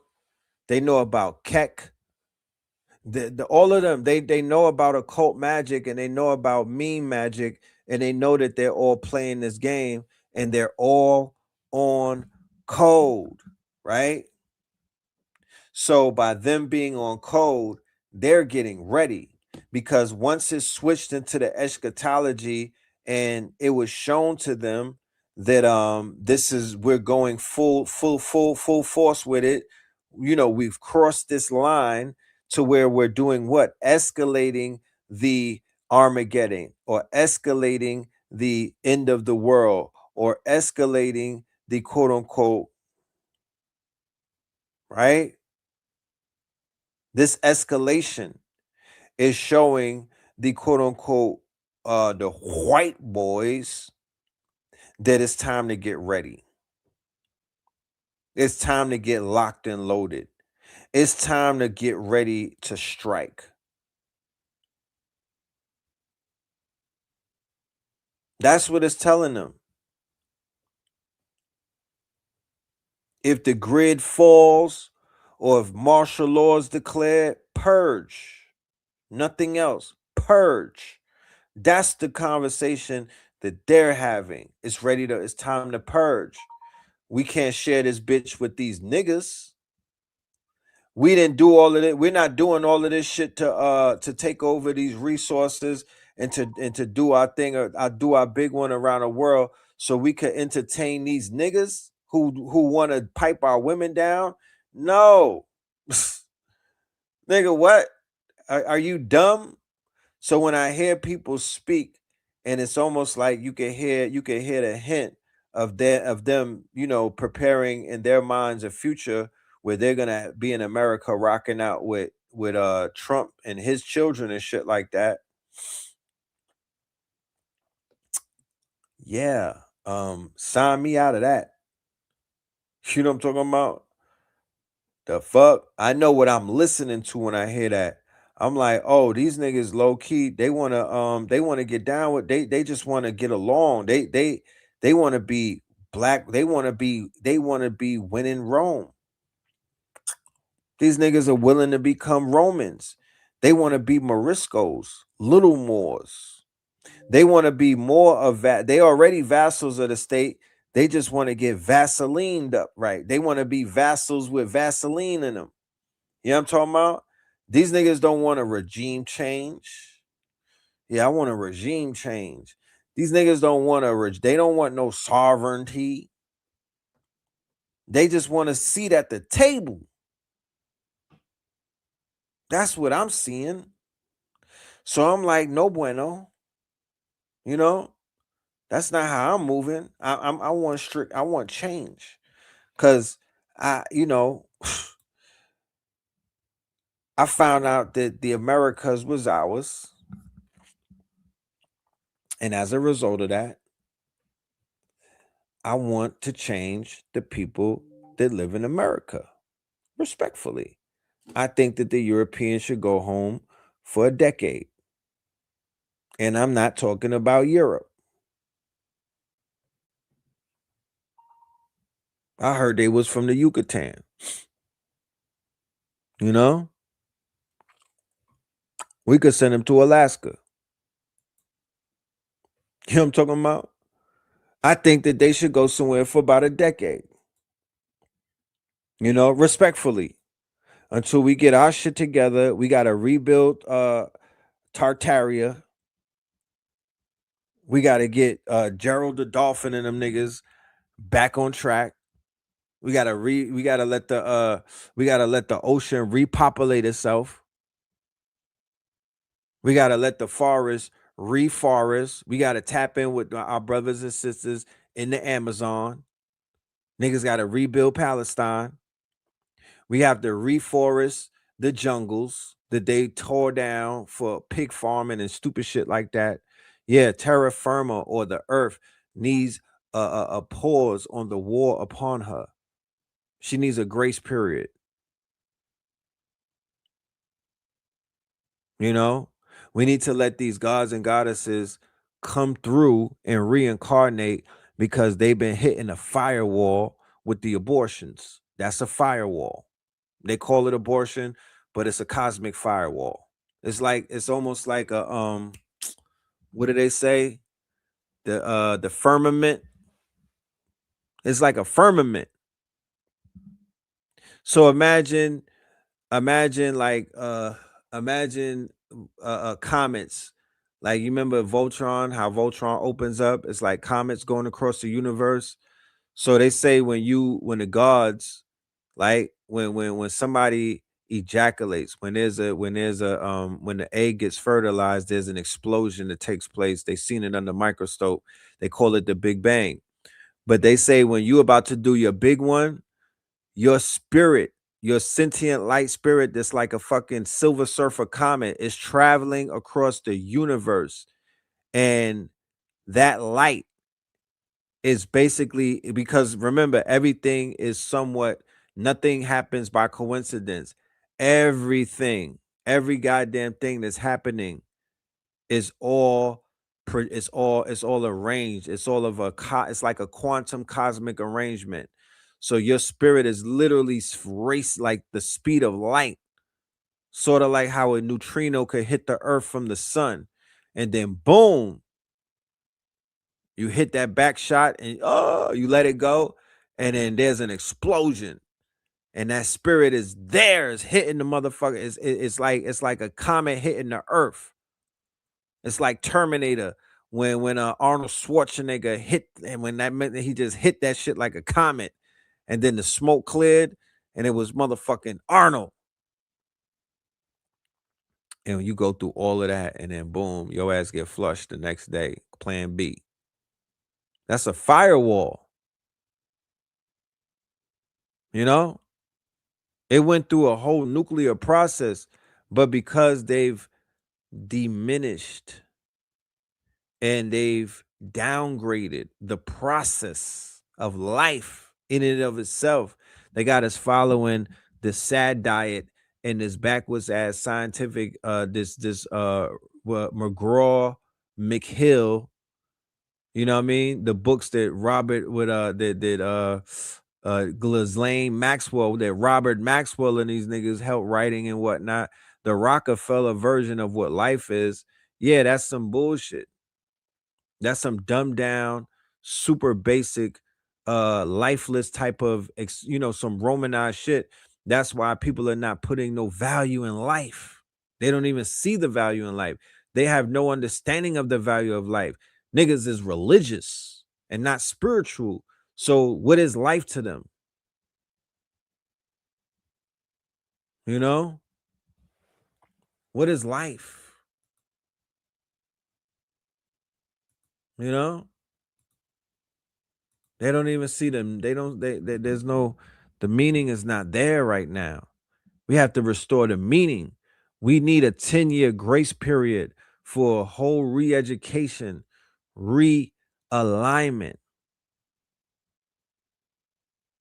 There's no way whatsoever that we'll be able to reach the quote unquote levels that we need to reach to while we're still inside of this septic tank of falsehood, of malware, of viruses, of hateful energy, because anybody that's lying to you hates you. What does love do? Love brings out the truth. Nobody can look at you in your eyes and lie to you if they love you. So once again, I always pose the question, if you got an ally, you talk about you got an ally, is that ally telling you the truth? Is that ally every single word that's coming? Is that because God, it's so much truth to be told to us from people from India, from people from Asia, from people from different nationalities, because they know things that we don't know. They know things about us that we don't know. If you coming from a society like China, and yeah, y'all was like conquered in a sense by Britain, but y'all have a 5,000 year history, and you're not coming over here and you're not giving us nothing. But then we got to do the history to find out that there was niggas in China and there was niggas in Paris. So you coming from Europe and you didn't tell us about the Moors, nigga. We told you about the Moors, but you from Europe. Nah, you don't love me. Fuck out of here. There's no love. There's no love.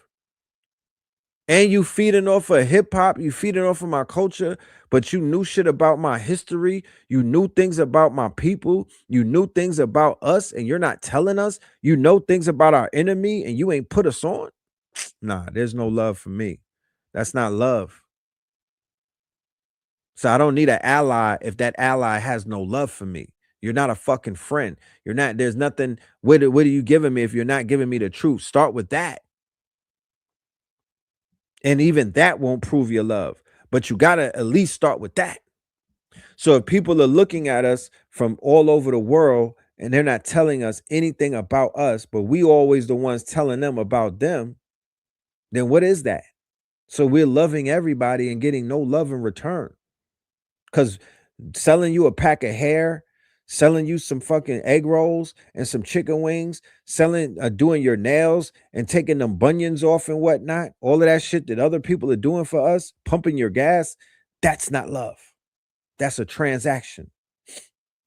So our people are so used to transactional love and whatnot, we'll allow anybody to come amongst us and we'll treat a transactional relationship like it's some type of camaraderie or some type of motherfucking love. The whole Korea loves us because we've upheld the way that we upheld Korean food, Korean hair, the Korean beauty industry. We probably helped the whole of Korea. The fucking Patels love us because the shit that we've been doing at them hotels, my nigga, and the shit that we've been, that helped the whole goddamn India. They love us for what we could do for them. They love our consumerism and our uneducated consumerism at that. They don't love us for being smart consumers. They love us because we are thoughts with the dollar. Yeah, we thoughts with our dollar. You could get one from us anytime that you want. Hear what I'm talking about? So yeah, niggas love our thottery and whatnot, but they don't love our pottery. They don't love that we God's pottery. They don't love that fact. They don't love the fact that we was made in God's image.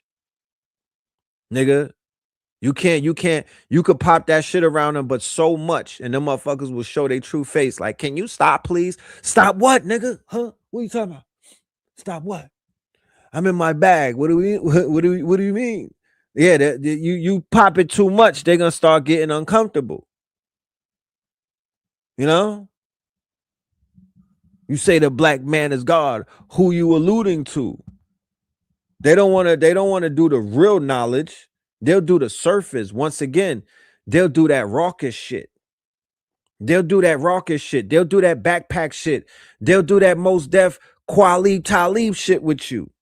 But they're not going to go into the deeper depths of Dead Prez. They're not going to go into the immortal technique worlds. They're not going to go into the depths of the motherfucking triple black darkness. They're not going into the melanated world realms with you.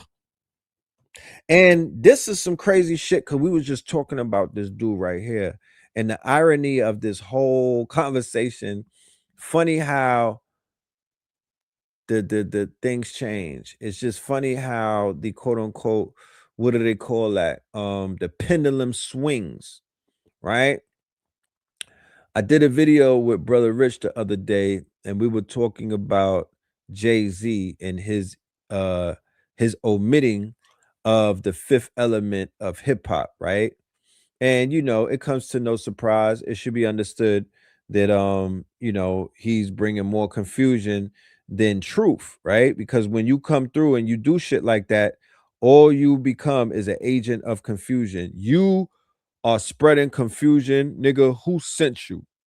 Right? Because if you're not coming to spread truth, if you're not coming to teach the people, then your ass is coming to confuse the people. And when you coming to confuse the people, we gotta ask, nigga, who sent you? Because you didn't send yourself. So who the fuck sent you? And in that conversation that we were having, we brought up the name of who? Jay Electronica. You know what I'm talking about? Jay Electronica's name came up, and ironically enough, it's 2026. So Jay Electronica was basically that nigga in hip hop in the year 2010. When I say he was him, yeah, he was him. From what I remember, he was Himothy. You know what I'm talking about? He was like the second coming. He had the Nas cosign, he had the Hove cosign, he had the Ye cosign, he had the Diddy cosign, he had the J cosign. You know what I'm saying? He was him. Everybody wanted to do, I don't know if they wanted to do a song with him, but they all wanted to go to his concert to see him walk on the globe, right? Fast forward to what the fuck just took place, right? He's getting booed in LA of all places. Ironically enough, the same place where Ye just sold out 80,000 twice, right? In LA at the SoFi Theater, right? 80,000, 80K, walking on a motherfucking world, a globe that's spinning, right? The illest set design that you probably ever seen in your entire life, based after Akira, right? Brought out Lauryn Hill, put on a show of the motherfucking year, right? So while Kanye is standing on the globe, Jay Electronica is getting booed. This all happened in the span of the same few days. Check it out. Boo in my face. Interestingly enough, yeah, let's watch this. So niggas is booing him, and he was like, he got off the stage and went into the crowd like, booing my face. Booing my face. This Jay Electronica, this was supposed to be the nigga standing on that globe.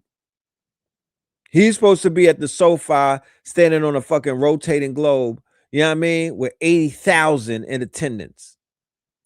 Too proud to beg. Change, mastering. No, stop it, Kelly. Stop it, Kelly. Because I want to hear these boos. I want to see these boos. Yeah? Because I bet you they won't stand on business in person. Who is that? Come on, boo. Who's ready to come to where you at? Boo, now, so see how they shut the fuck up and pussy. On the train, people don't measure out out in the rain. In a single slice of pizza to my name. I know, I'm not. My fans know I ain't talking to them. We on the same team, and these enemies are exposed now. Yeah, we love you too, baby. The fans is with me, yeah? I ain't come out here to put my sword at the fans. I came to swing my sword at the enemy. Yeah? And if you want to boo, that's fine. I've booed that concert before, but blow some nuts and boo in my face. He wants y'all to boo in his face, y'all. He wants y'all to boo in his face to prove that you tough and whatnot, so he could put on his shiesty and go poo with it, right? But like, you know, like my nigga Finesse 2 times said, the crashing out, that ain't it right there. You a grown-ass man. You know what I'm saying? You a grown-ass man. Look at the potential. Look at the potential. And where does that come from when we talk about discipline? And I'm not here to judge nobody on the decisions that they make and whatnot. But you mess with the wrong woman, that could be your downfall. Women, you mess with the wrong man, that could be your downfall, right? Who you link up with, who you lay with, who you align with, who you lock in with, that shit is of the utmost importance, because you could go from having all of the potential in the world to being cold as ice, forgotten, getting booed at and whatnot. Why is niggas booing you? And then boo in my face. So if a nigga say boo in your face, then what? What are we doing? What's happening? We fighting? You know?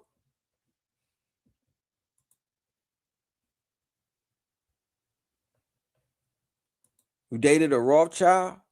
So we got a Rothschild crash out? You know what I'm talking about? Can you get that out your system? Is that like the C-19? Is that like the Jabberwocky? Is it inside of you forever? You know? It's just certain things that once you do it, it's going to cancel. Your aura is compromised. And there's no, you know what I mean? It's like it's going to be hard to fix. So life is still a game of chess. You can't knock down every piece that's in front of you. You knock down the wrong piece, nigga, it's checkmate. And then you can't uncheckmate it. They got niggas falling through windows and all type of shit right now. What's going on? I feel like the Becky DNA is almost like Venom and whatnot. Niggas that got Becky DNA in them is making them crash out. Facts. For all the people who telling me to go out like Pooh Shiesty, I'm not going out like no Pooh Shiesty. No, I'm 34 years old. Pooh Shiesty was 24, 25.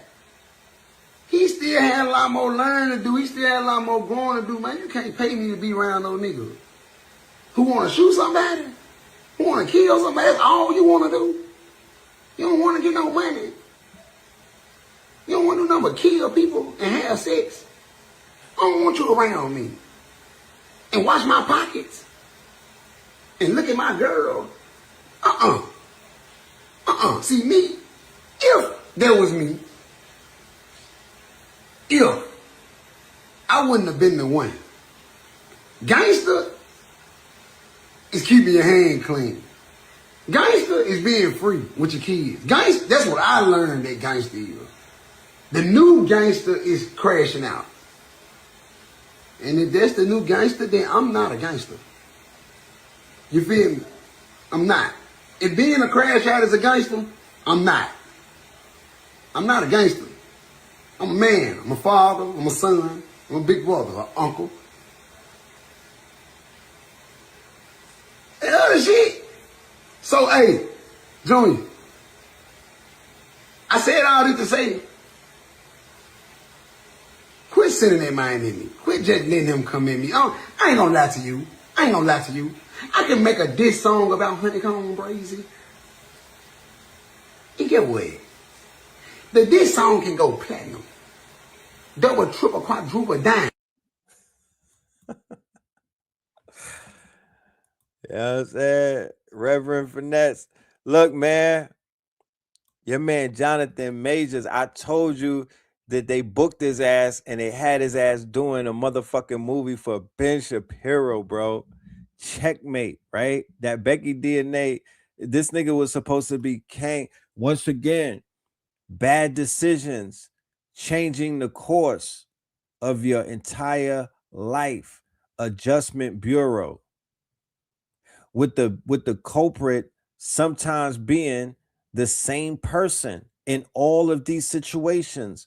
But Jonathan Major's life has never been the same since he got chased out of that truck by that Becky and whatnot, which was one of his own Becky. It was his personal Becky. He grabbed her and hurt her pinky finger, and they took his ass down.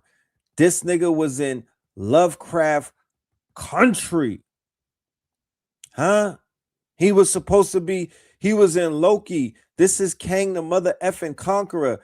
Do you even know who Kang the Conqueror is? Do you even know who, bro? That was the biggest quote unquote villain in all of Marvel, right? And he lost that role. And he ain't never been the same since he got booed up with Megan Good. And then this nigga he's doing a movie with Ben Shapiro. Ben Shapiro, fam? Are you fucking dumb? So now he falls through a window and it's all a ritual. They're trying to get rid of this man, right? So coincidentally, at the same time that his co-star, Michael B. Jordan, who he was in a powerful movie with, Rocky 5. Creed. I'm sorry, Creed 3, right? Michael B. Jordan is getting the goddamn Oscar. This nigga's falling through windows and whatnot. The horror, the fall off. Shit is crazy. So by even letting him back in, they gave his ass the Nick Cannon quote unquote treatment. He got the Nick Cannon starter pack and whatnot. Yeah, he got they all get that starter pack. You got to go and kiss the rabbi. He got to play with your foreskin probably. You got to go and sit amongst that smelly ass rabbi, eat some kosher, eat a kosher meal with the nigga, apologize, give him some tithes and whatnot, maybe about 50 or 80% of your earnings. Because keep in mind, These are gangsters. These are not just regular gangsters. These are quote unquote, these are the highest level of mobsters. Okay? They close that door, you see some different type shit go down. So yeah, there's like, we're gonna let you in, but we're gonna neuter you. You coming back in on your knees. So we could make sure that your legacy is not cemented, that you're not immortalized, nigga, that you're not gonna go down in history like that. You're gonna have to stage a hell of a comeback. But nigga, this is the fall off. Check it out, Jonathan Majors in his movie with Ben Shapiro and how that's going. Action! No!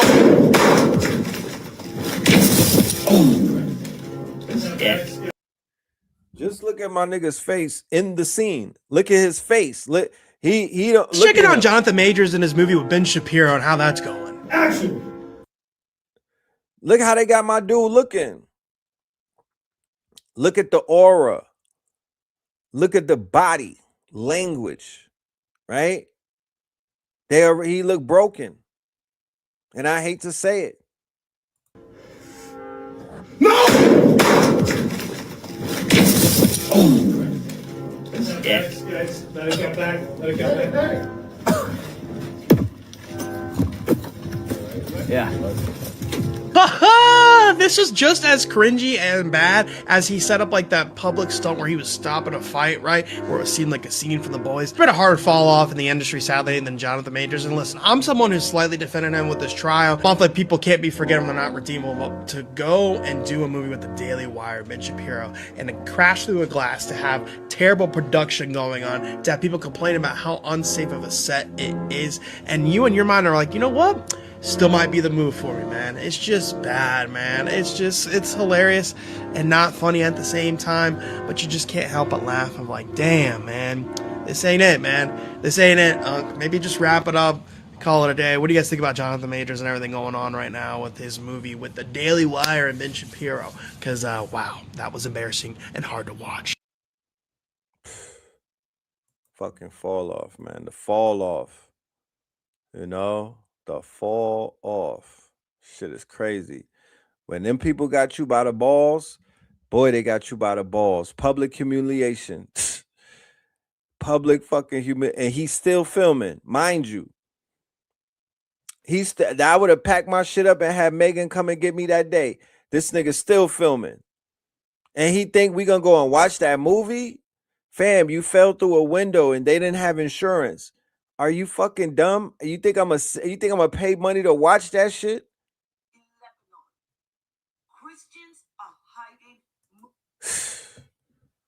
Man, this is just the hors d'oeuvres. We didn't even get into the Iran shit. We didn't even get into Trump saying praise be Allah this morning on motherfucking Easter. Y'all are in assimilation, man. Y'all are in assimilation. Oh, let's get to this BAN. Let's get to this BAN. Let's get to this BAN right here. So Jake Paul's white ass wants to do. Right? Once again, on this Easter Sunday, we gotta point shit out for what it is, man. There's no cutting corners on motherfucking Easter. Hear I'm talking about? Easter is when we used to get cleaned up in New York. I remember getting cleaned up now it's time to clean niggas up on this Easter. There's no more getting cleaned up. On this Easter, we clean the niggas up. These people need to get cleaned up. I thought that Anthony Joshua showed his ass what time it was and sat his ass down. But here we go. The Jake Pauls are back. This motherfucker say he gonna pop out in blackface. So Jake Paul's white ass wants to do blackface. He wants to do what Drewski did with conservative white women and them people that like watching cars go in a fucking circle.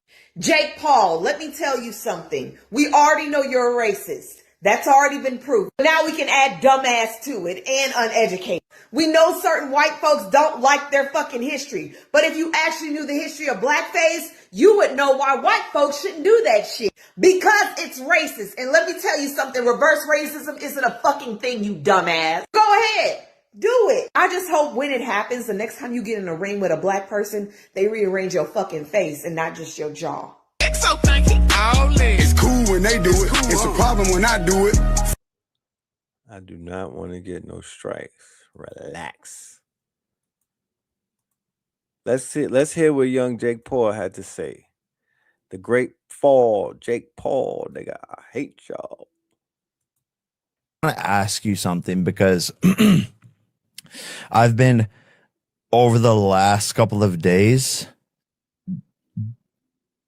calling makeup artists, and I was gonna do a response to this and like go and do like the full on darker. Yeah. Mm-hmm. And do it and just do it back, because why not? Yeah. Like, are we on the same playing field? Like, I think if there's a way to do it, singing in well, even this sentence, but if there's a way to do it, I've been here many times. If there's a way to do it, I think there needs to be some black support for the character. I think, like I'm saying, like, but the sad part about it and the true part about it is there are like 4 people that they could already count on that's going to support him. Charlemagne, right? Because he's compromised. He got Andrew Schultz hand up his quote unquote. They gave him 200 million. He's already in the bag. He's bought and sold. That was a is it real check.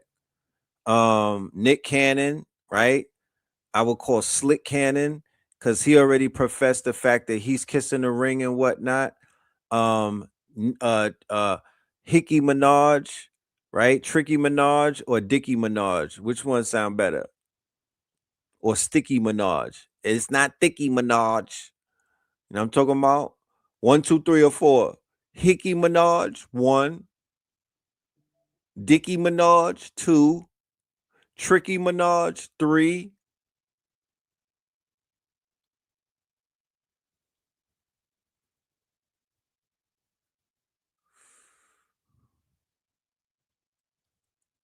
Or Mickey Minaj, 4. Sticky Minaj, right?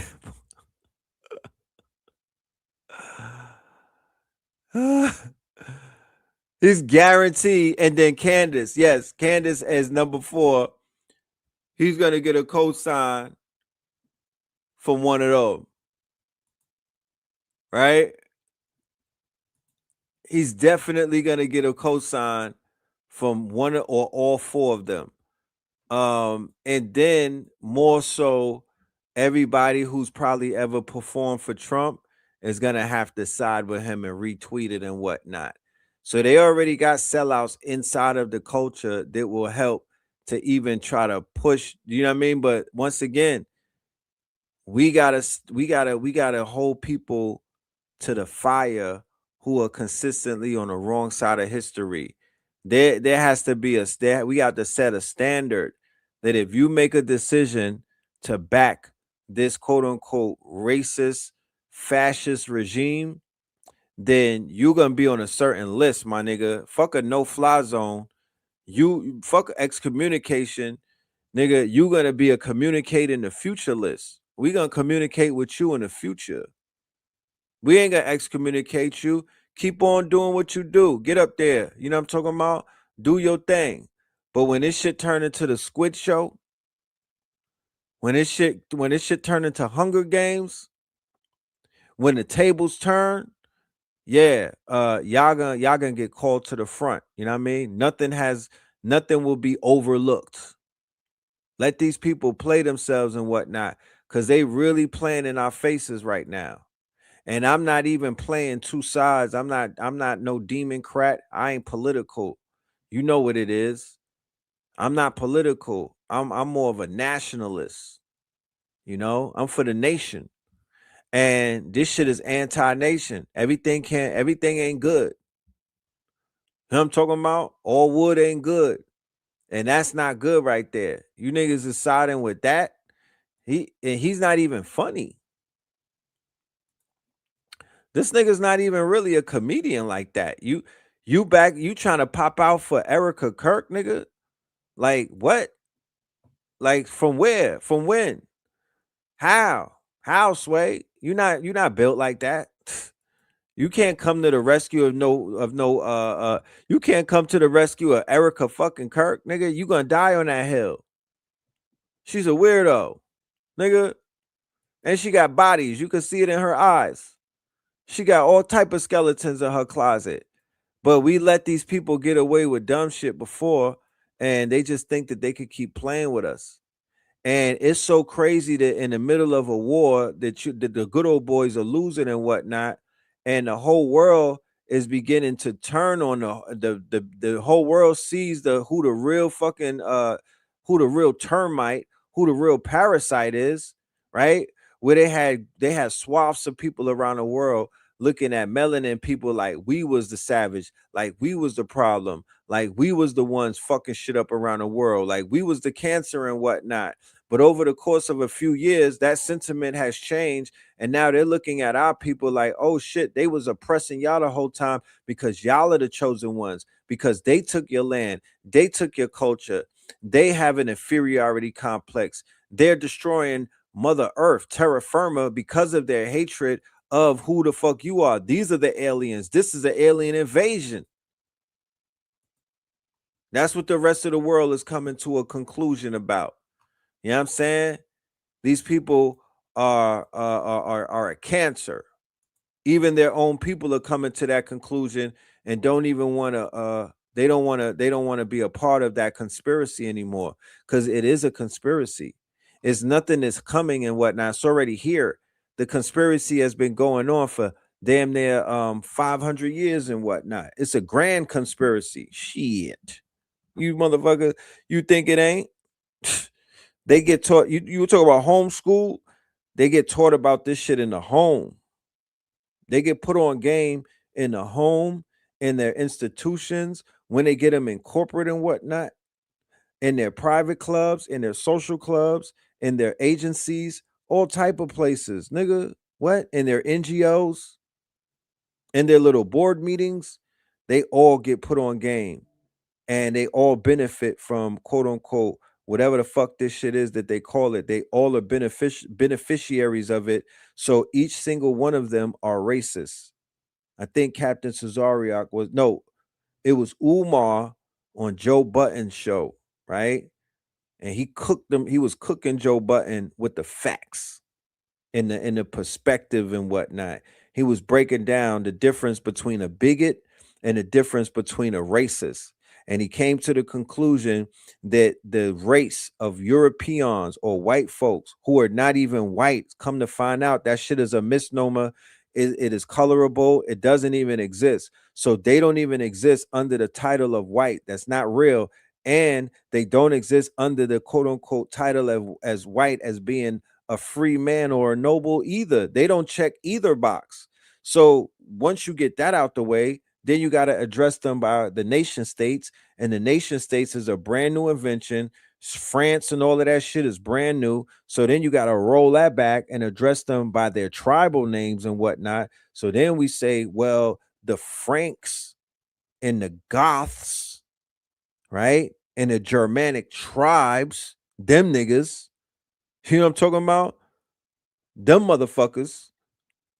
Where the fuck do you come from, and what is your history, and what, how does your history play into my history? Yeah, the identity stealers. They didn't even have names. They would kill travelers on the road and take their identities. They called them the identity stealers.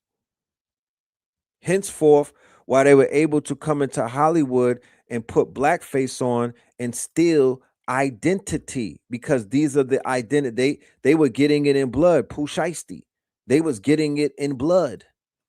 They was bodying niggas and taking their names and their identities and moving like them on some invasion of the body snatcher type shit. What are you talking about?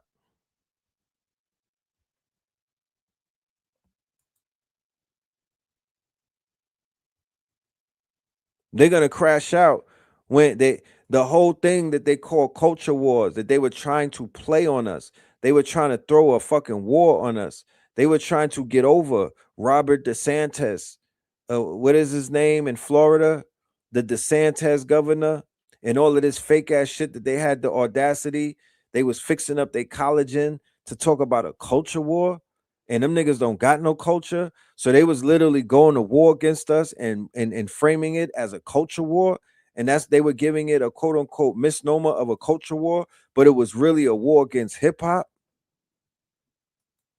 It was really a war against the gods and the goddesses from telling the truth, because too much truth was coming out too fast and whatnot. And it was fucking up the Ron DeSantis.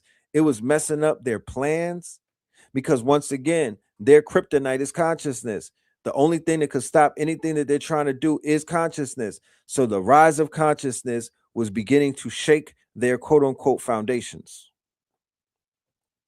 And they got nervous and they said culture war. And now the culture war is backfiring and whatnot, because they don't have no culture. So they can't go to war. How could you go a war against a rich culture, but your culture is deaf? Your culture is stolen and whatnot.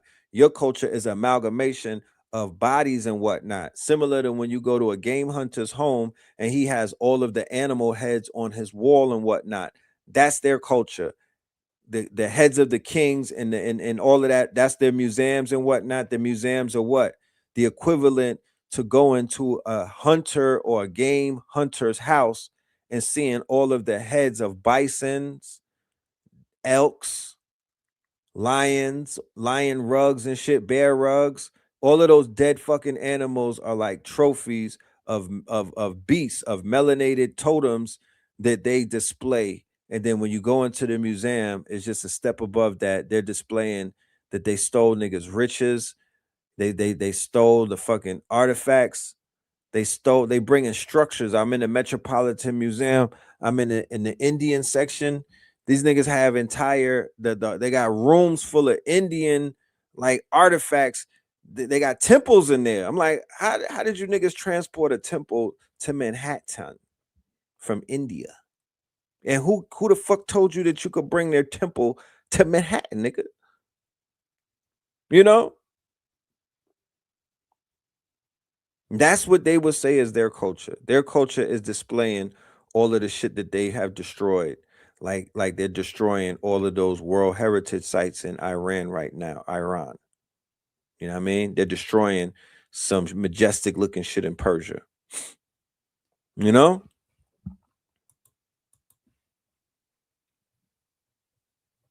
So I don't know if y'all heard of Gil Scott. Gil Noble. Gil Noble is one of our heroes. He had a TV show called Like It Is, right? He was our black press back in the days. He taught us a lot. You feel me? He was on mainstream television. Gil Noble, but he's part of the Boule. He's part of the Talented 10th. He's part of the W.E.B. Du Bois bloodline, or the strain for that matter, that strain. He's an intellect, but he represents a certain type of intellect. Let's let him talk to us about how they felt about Malcolm X, right? You know, I'm talking about when you want to talk about the messiahs and the messianic ones and whatnot. This is the truth. This is the Blackamoor Messiah that they feared, El Malik Shabazz and whatnot, and things that come out of that strain, whatever branch that grows, whatever fruits that grow from the branch of El Malik Shabazz and the nation and whatnot, and those freedom fighters who did what? They shattered the matrix by the truth that they were speaking, because the power is in the word. Malcolm X's words were destroying the reality that docile black people were living comfortably in. They hated him. When my father sat me down and he broke it down to me when I was young, and he hammered this into my head. He said, understand that Malcolm X was hated by niggas when he was alive. Don't ever that's why we used to watch Eyes on the Prize. We used to watch Eyes on the Prize and any type of documentary that dealt with black people. My pops would sit me down and he would break that shit down to me, and he would explain it to us. Even if those stories wasn't 100% correct, he would give us, his version of what that truth was. But when he said that they hated Malcolm, that always stood with me. Because when I was out there in Harlem for 15 years and whatnot, I got to see firsthand exactly what my father was talking about, that there are people that look like us, talk like us, walk like us, but they hate us because we are destroying a reality. We're destroying a reality of a comfort zone We're destroying a program, comment scroll. We're destroying a program that people are living a lie that they're living inside of and whatnot. And it's almost a simulacra. You know, Malcolm was out there in Harlem burning down niggas simulacra. He was burning down their houses and whatnot. You know, he was burning down their quote unquote rest havens where they was laid up with these white chicks from the Cotton Club. They was laying up with they had the white girl, they had cocaine, they had heroin, and they had Becky's, right? And Malcolm and Elijah and them came and they disrupted that, and they started making Negroes literally look at themselves in the mirror and start seeing themselves, and they did not like that. And it happened all the way back with Marcus Garvey with WEB and a few of them as well. But really, Malcolm, he was the rebel rouser. He was the one that it was not Martin. Martin was not rebel rousing.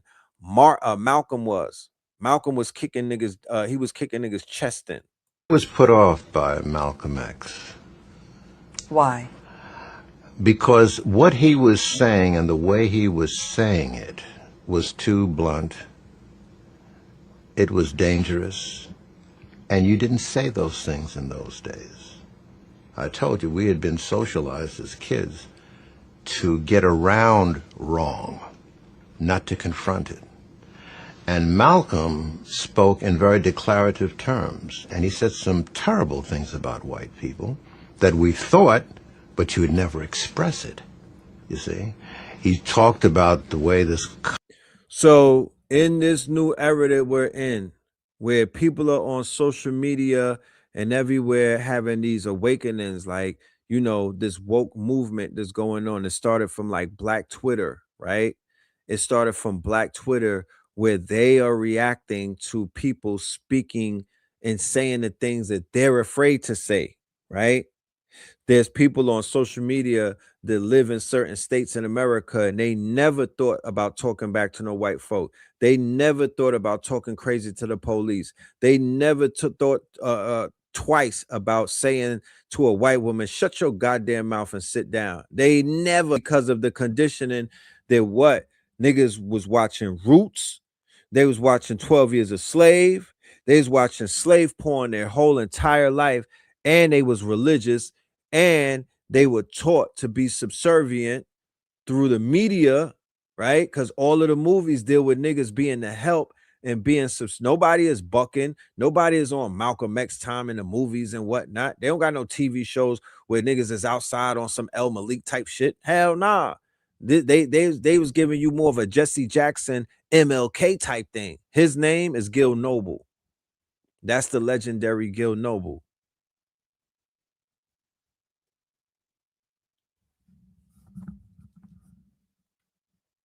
Country was not a democracy those days.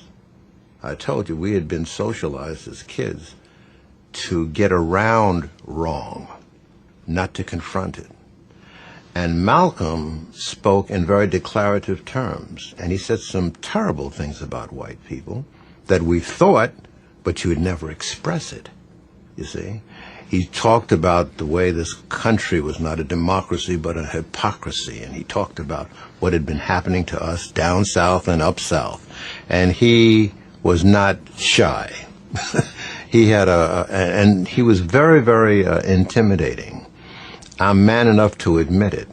There are a lot of people who are my age who will speak, you know, with love about Malcolm as though it had always been that way. But that's not so. He scared a lot of us to death. And then, mind you, I had this apartment, a bachelor apartment on Convent Avenue, and I'd been having a lot of fun, you know. And translation, for anybody in the back that don't understand what that means, I was on Covenant Avenue, had a bachelor pad, I was having a lot of fun, right? That's that white girl, that Christina Aguilera, I'm talking about, and them Becky's, you know? That's what that is. Here he comes talking about a different way of life. First of all, he dropped his last name. Well, we had been socialized to take great pride in our last name. The more European it sounded, the better. There was not a flinch about, you know, noble. Oh, that's wonderful. If it wasn't French enough, you'd put an ETT on it, you know, to make it sound more French. ETT. And so here's a man who dropped his good last name and replaced it with an X. I thought the man was crazy. But what he was doing in deprecating whiteness, I came to understand later that he was rearranging the balance that we needed, because we had glorified whiteness and deprecated blackness. And so he was tilting, using exaggerated terms, to give us a sense of self and to take whites down a little as they needed to be. That is profound. Coming from Gil Noble, ladies and gentlemen, that is profound. Just to hear a Boule talking point, just to hear a Bouletic mind state, right? Just to hear somebody tell it Bouletically is like, you know, because you don't necessarily hear that from that very proud section of our people. They're very proud, right? Very proud, very quote unquote, you know, very elite like. And they won't admit to things like that. But to hear him admit that, yeah, that is an eye opener. I mean, we know it, but I like to hear them say it, right? So they hated Malcolm. And when Malcolm was a troublemaker and they had to apologize for Malcolm, similar to how people have to apologize for the things that we say. They have to apologize for the movements that we are behind and whatnot. They have to apologize for the music that we make or the clothes that we wear or the jewelry that we wear. I see myself sometimes in the airport and whatnot. And, you know, the people are looking at me like, you know, like they want me to apologize for having the audacity to be in a fucking airport with everything on. You know what I'm talking about? I remember being around black women who literally was apologizing to white folks for me. Like, I'm sorry, you know, excuse me, he didn't mean to say that. No, nigga, I meant to say everything the fuck I say. What are you talking about? Nigga, what? Like, are you dumb? What's going on? I didn't ask you to save me. Don't talk for me. You know what I'm talking about? Don't ever apologize for me. Don't ever do anything like that, especially in front of these folk. That's a flag on the play. Shout out Sharif in the building. Islam. That's a flag on the play. You know, and shit like that happens. But this is taking place in corporate America right now. This is taking place in the industry right now.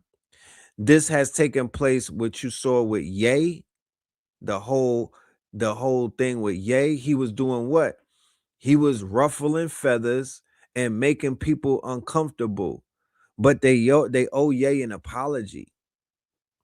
And I've shared my sentiments on Ye and how, you know, how I wasn't really vibing with him like that.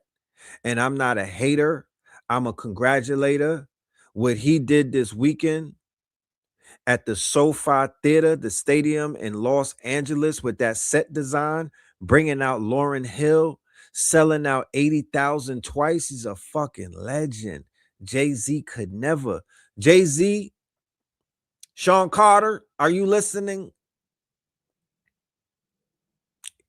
Are you listening?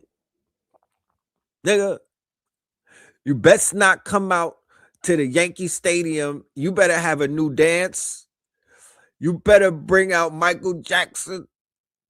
You cannot come out in Yankee Stadium with a fucking Yankee jersey that says Carter on the back. That's not enough. This nigga Ye was standing on a globe.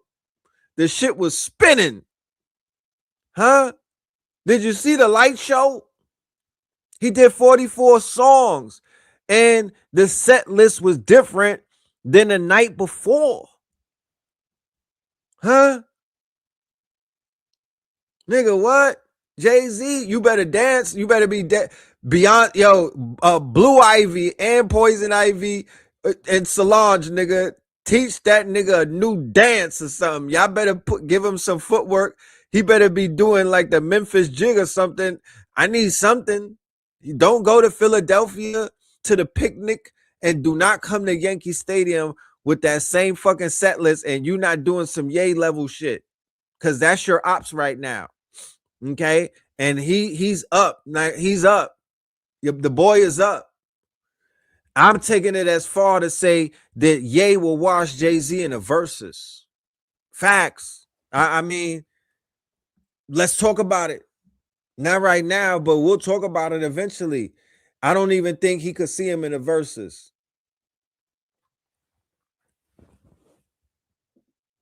I don't think he could see it. You know what I mean?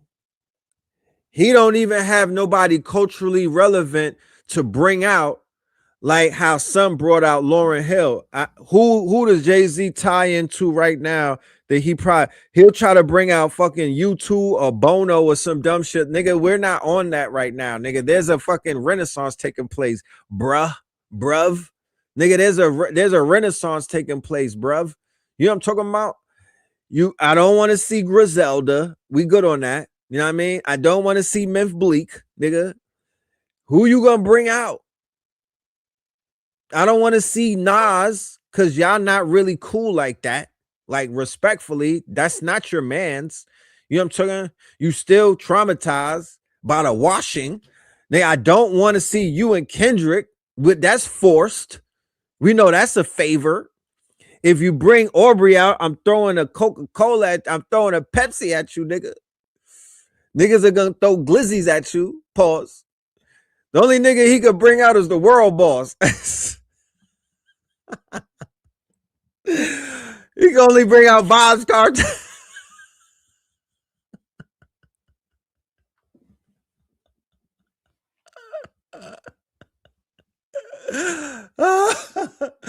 Nigga said Mom's gonna bring out Jay Electronic.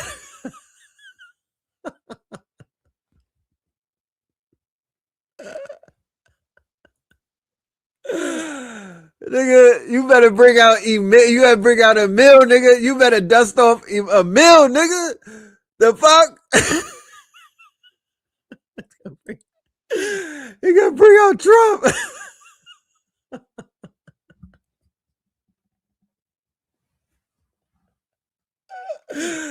Your boy is stuck, my nigga. Who you gonna bring out? Diddy? Who you gonna bring out? Christian Combs? The fuck?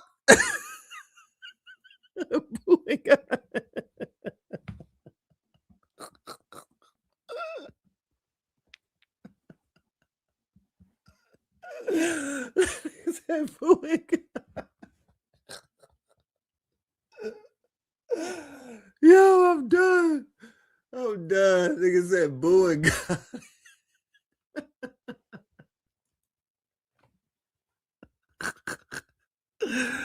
Who is he gonna bring?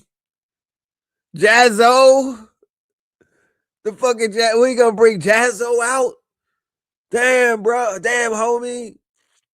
You don't like the only dude that you could bring. It's so crazy when you really think about it. Ye is the only level up for you. There's literally no one else that you could bring out this a level. You gonna bring Little Baby out, nigga? Like, what are you talking about? Boy George? What?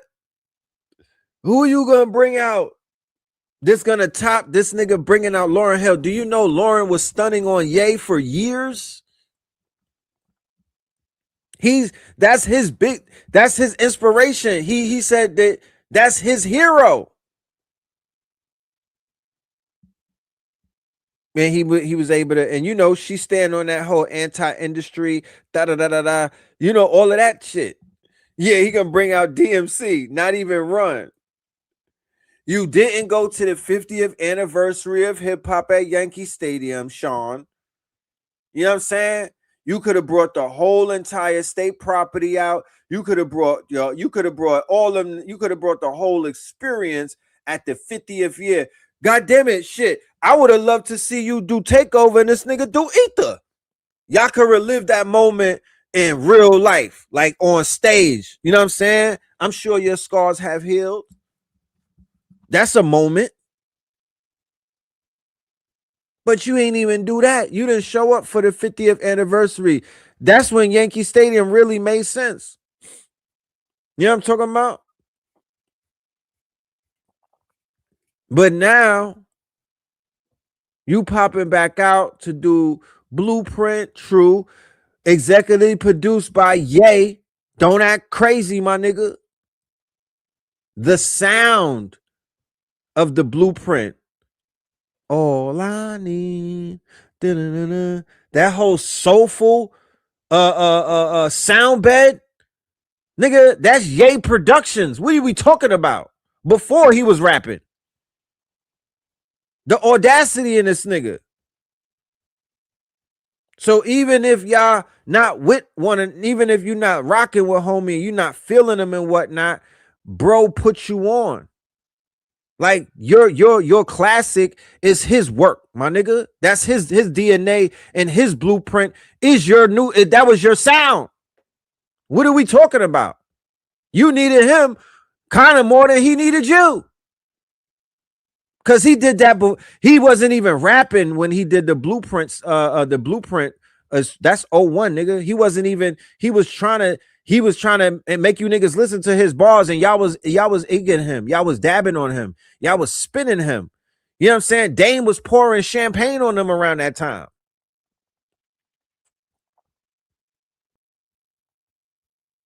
So it's funny how the tables turn. You know what I mean? It's funny how the tables turn. Brosy, talk to us. Coming back to wave in Israel.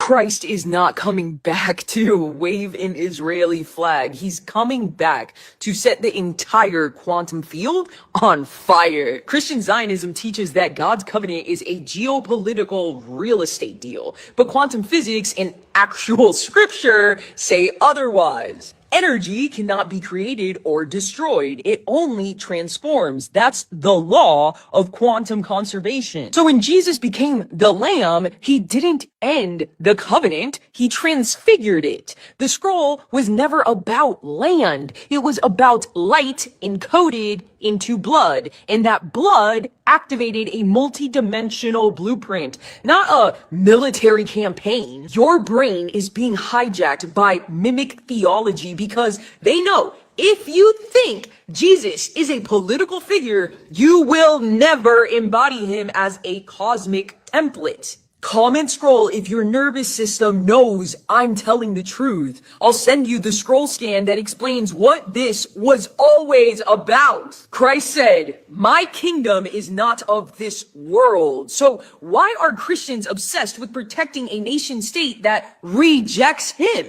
That's not faith. That's fear wrapped in prophecy. Real Zion is not a city. It's a frequency, a throne made of flame inside the heart of the bride.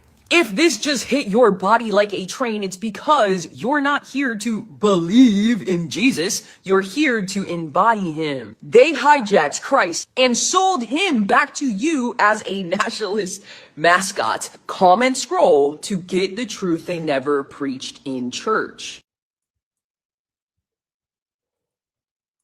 Than finding out what our FIFA World Cup. I've been embarrassed as an American, but never more than finding out what our FIFA World Cup anthem was. Compared to everybody else's, I feel like we've set ourselves back like 150 years. Show you greatness first, so you just can't start the video out that iniquitous. This is Ghana's.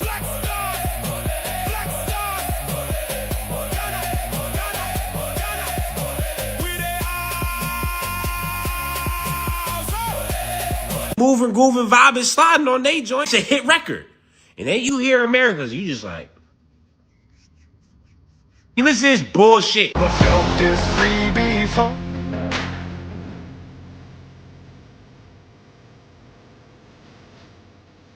Yeah, I picked the Ford commercial because what the fuck? I don't understand. Who was in this team huddle? It was like, you know what? People gonna remember this forever. Yeah, badly. As a fucking horror nightmare. This shit is ass, trash. Back to the booth, nigga. Can we like redo? I'm in this FIFA World Cup song rabbit hole. I'm like, hold on. There's no way that we just have by far the worst song. Yes, we do. I mean, listening to Portugal. O rei chegou! Ronaldo, Ronaldo, Ronaldo! É Portugal! Come on, son. You see what I'm saying now? Portugal. Like, I play that bitch right now. I'm like, hold on. I need to find some trash shit. I get to Senegal. That shit ain't trash, bro. Hit.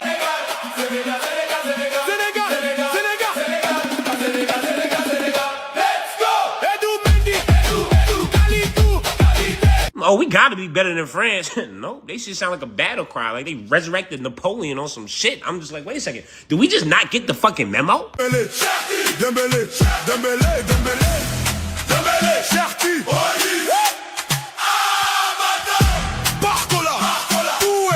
But you're starting to understand my frustration, because then I get to Argentina, I'm like, I just already know they're not gonna be able to let Messi down with a bad song. I was correct.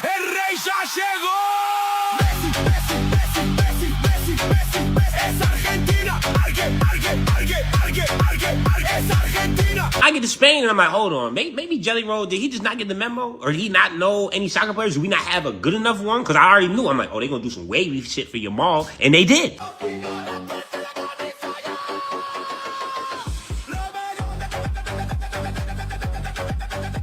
Fuck it, son. Maybe because we're hosting it, our song just can't be as good. But I'm like, oh, shit.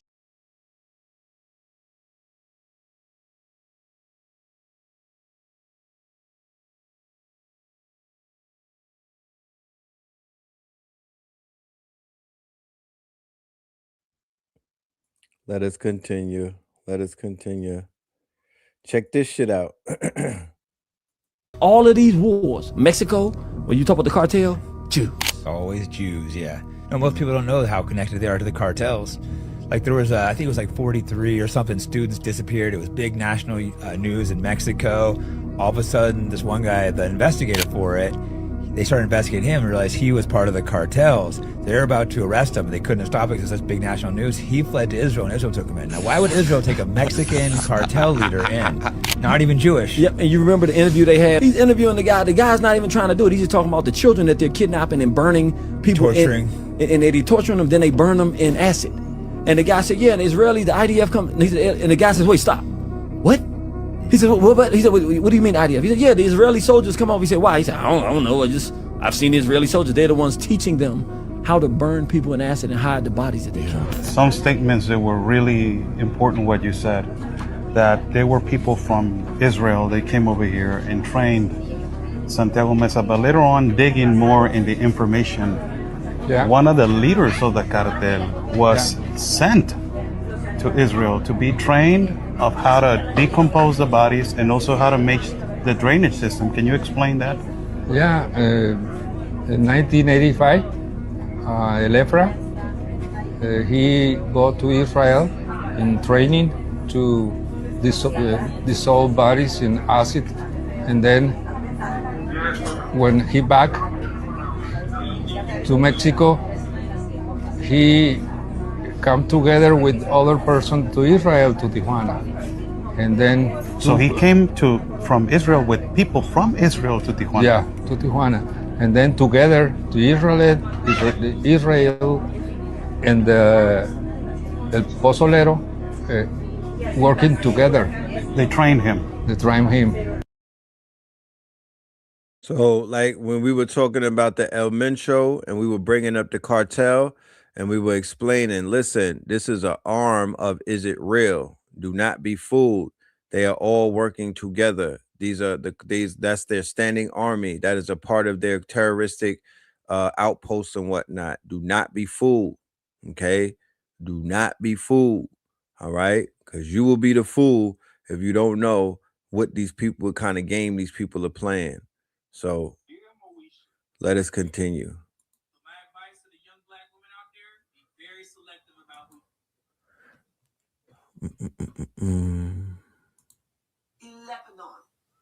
Christians.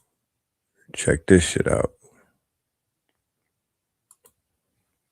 Lebanon. Christians are hiding Muslims from Jews. Let me say that again. In Lebanon, Lebanese Christians who are being persecuted and murdered alongside their Lebanese Muslim brothers and sisters who are also being persecuted and killed by Israeli Jews are hiding their Muslim Lebanese brothers and sisters from Israeli Jews. That just boils down to Christians are hiding Muslims from Jews. What does this remind you of? Israel has warned Christian Lebanese not to hide Muslims among them as their IDF forces advance. they've singled out the Shiite Lebanese Muslims for destruction. Look, read that right there. This isn't just ethnic cleansing, it's freaking genocide. It is evil. So Christians who are also being persecuted and murdered by these Israeli Jews have the presence of mind. They are hiding them, no doubt, in their attics, under their floorboards, in their rooms, in their basements, wherever they can hide them to save them from Zionist Jews. Where have we seen this before? Yeah, because remember her? 15-year-old Anne Frank, the German Jewish girl who Christians hid in an attic to save her from the Nazis. Her. Before she was then discovered and taken to a concentration camp where she died. And what we have today are Lebanese Christians hiding Lebanese Muslims from Zionist Jews. Zionist Israeli Jews are hunting down Muslims for destruction. Imagine if it was Jewish people being hunted down for destruction. Imagine for a second if all these powers that be would not be screaming, would not be getting there saying we must save the Jews, we must save the Jews. But when the Jews are the one committing the evil crimes in the name of freaking Zionism, because Israel has a right to defend itself and Israel has a right to exist, and Holocaust this, October 7th that, we hear jackal. Because never again only applies to Jews. We see you.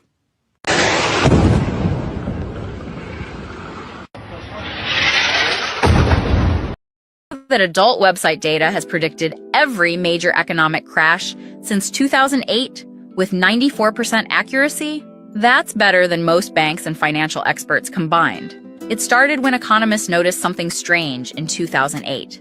3 months before the housing market collapsed, searches for financial domination and humiliation content suddenly spiked on adult sites. At first, they thought it was just coincidence. But then the pattern kept repeating. Before Brexit tanked the markets, escape fantasy searches surged. When COVID crashed global economies, the same unusual search terms appeared weeks earlier. Even the crypto collapse was predicted by porn viewing habits before any financial analyst saw it coming.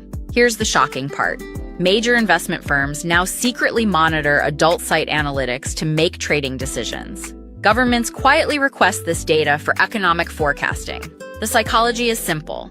When people feel financially anxious or powerless, their private search behaviors reveal it months before they even realize it themselves. Welcome to the hidden ledger of human desire, where our most private moments accidentally became the world's most accurate economic crystal ball.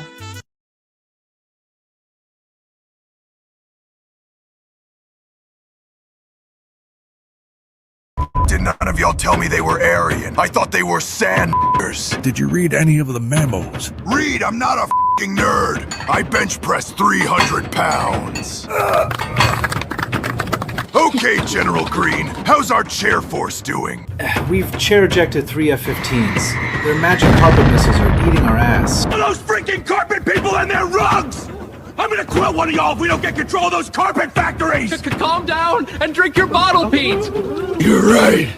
I need my bottle.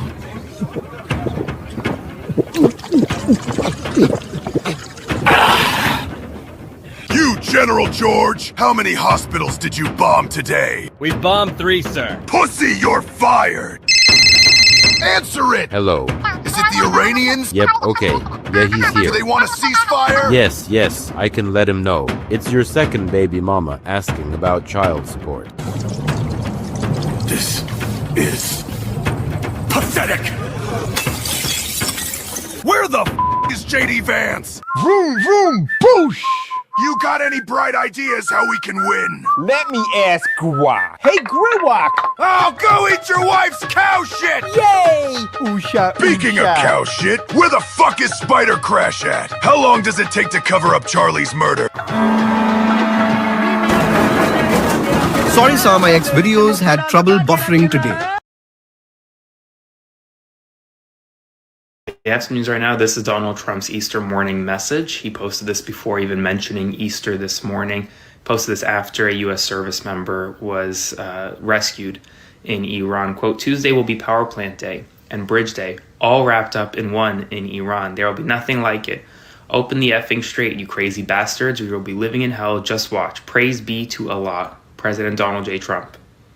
Real. This is real. 100% real. Not AI, not any of that. This is 100% real. President of the United States just posted it within the past 20 minutes, as you can see, on his Truth Social. He didn't post anything about Easter. He didn't post anything else this morning. Nothing to the American people. This is what he is posting, though. If Joe Biden or Barack Obama posted this on Easter morning, George Bush posted this on Easter morning during the height of the Iraq War, what do you think the media's response would be? I'll have more updates for you soon. Follow along for all the news you need to know about. More to come. Some news right now. Another lawmaker has come out in favor of the 25th Amendment following the president's unhinged Easter Day post this morning. Congresswoman Yasmin Ansari became the latest to come out and call for the 25th Amendment, saying that, quote, the 25th Amendment exists for a reason. The President of the United States is a deranged lunatic and a national security threat to our country and the rest of the world. Now, what Donald Trump is saying hits home personally for the Congresswoman, as she is an Iranian-American Congresswoman, only the second currently serving in the United States Congress. And now she has followed Chris Murphy's lead in calling for the 25th Amendment. They're not the only ones that are suggesting that the 25th Amendment should be invoked or should be considered. There is deep concern over what the president is saying and the president's general well-being. And while Congresswoman Ansari is really just saying the quiet part out loud here. Now, the invocation of the 25th Amendment is a very complicated process. It requires Trump's cabinet to turn on Trump. That's not going to happen. But the calls are growing. Spread the word. Follow along for all the news you need to know about.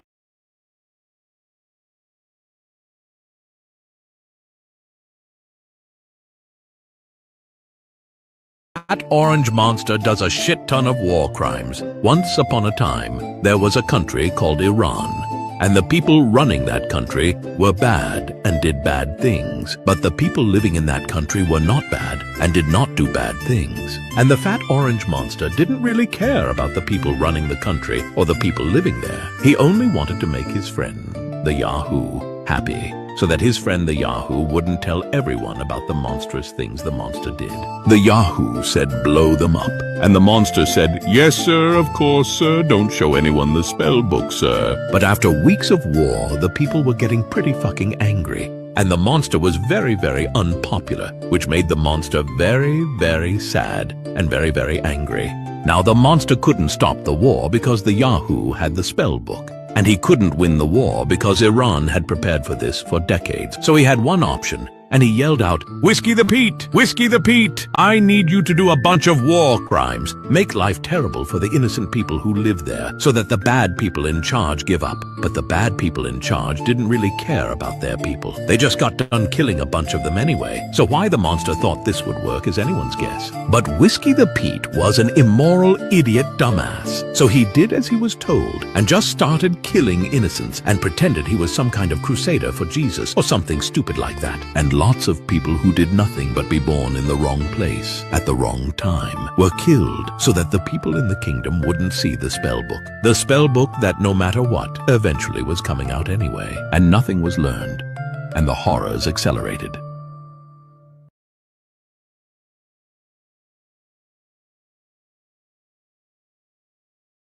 Breaking fucking news. I just saw this video over on X. Now, clarification purposes, as we're all going to be able to tell in a second, this is AI like a motherfucker. But this is what? Who the fuck made this, bro? I'm fighting for Jeffrey. I'm fighting for Jeffrey. I'm fighting for Jeffrey!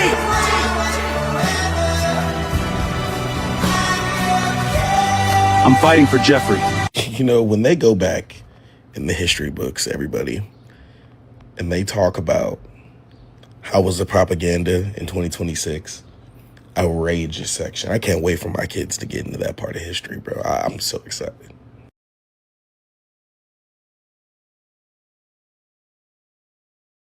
Story of phosphates and how Lil Donnie triple-fucked the American economy, fucking up the Strait of Hormuz and then declaring we don't need it set in motion multiple waves of economic disaster. We're living in the oil crisis now.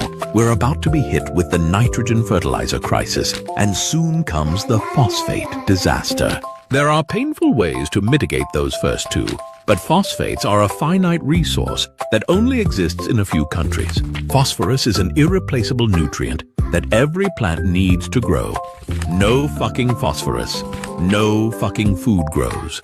Period. Morocco sits on 70% of the world's supply, and we currently don't allow it in due to the company Mosaic giving Trump's lobbyist firm a shit ton of money and working hand in hand with Peter Navarro, Trump's director of national trade, to get it blocked. Russia can't and won't sell to us, and Donnie's tariff tantrum saw China cut off our supply, leaving us with one supplier, Saudi Arabia, which is now cut off. Unlike nitrogen fertilizer, phosphate can't be replaced. It can't be synthesized. There are no alternatives. Mosaic seemingly already engineered high prices, which saw a limited supply, and farmers already planning to cut back on phosphate application. They're fucked. We're fucked. But Trump, Trump's lobby, and Mosaic are rich as fuck. Three major crises that didn't need to happen at all. And the only thing you can do about it is vote in November, if you're lucky. Iran war will last 2-3 years minimum, and every month it's going to get more and more expensive. Larry Fink just warned of a global recession incoming, and he said this war could take years to finish. Why will it take this long, and what do we do? Well, on this page, we operate under the thesis that the Iran war is going on to tokenize every asset in society and usher in a new global financial system where America and the West have complete control, and every country relies on the West for resources, energy, money, whatever. Well, what if I told you Russia and the United States are engaged in a backdoor plan to bring this whole thing to fruition? Yes, Russia and the United States are working together to tank the global economy and make all these little countries, every country around the world, dependent on them too for energy, resources, whatever. Therefore, forcing them to enter this new global financial system and tokenize all their currencies and assets to trade with Russia and the United States and even acquire their resources. Think about this logically. Russia versus Ukraine should have lasted 1 week, yet this war has lasted 4 years and it keeps on going. We keep on pumping funds, resources, weapons into Ukraine, even though they're getting eviscerated. Why? Why do both countries want this war to keep on going?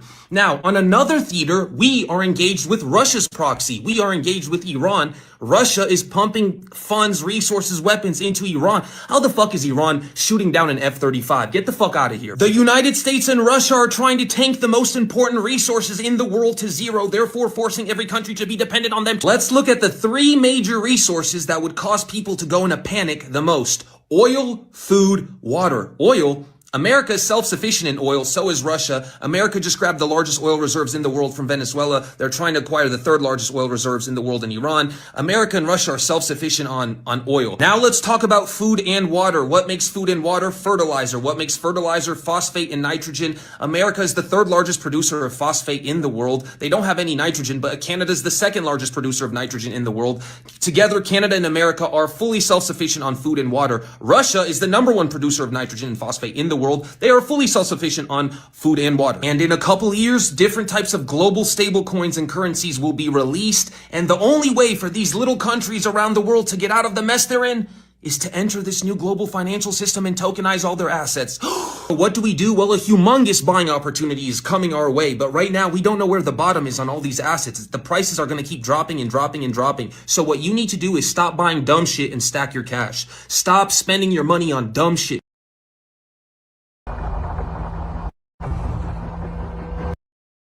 One of the things that I'm seeing that's going to, the Iranians put out a video where they said that they're going to target the Stargate, right?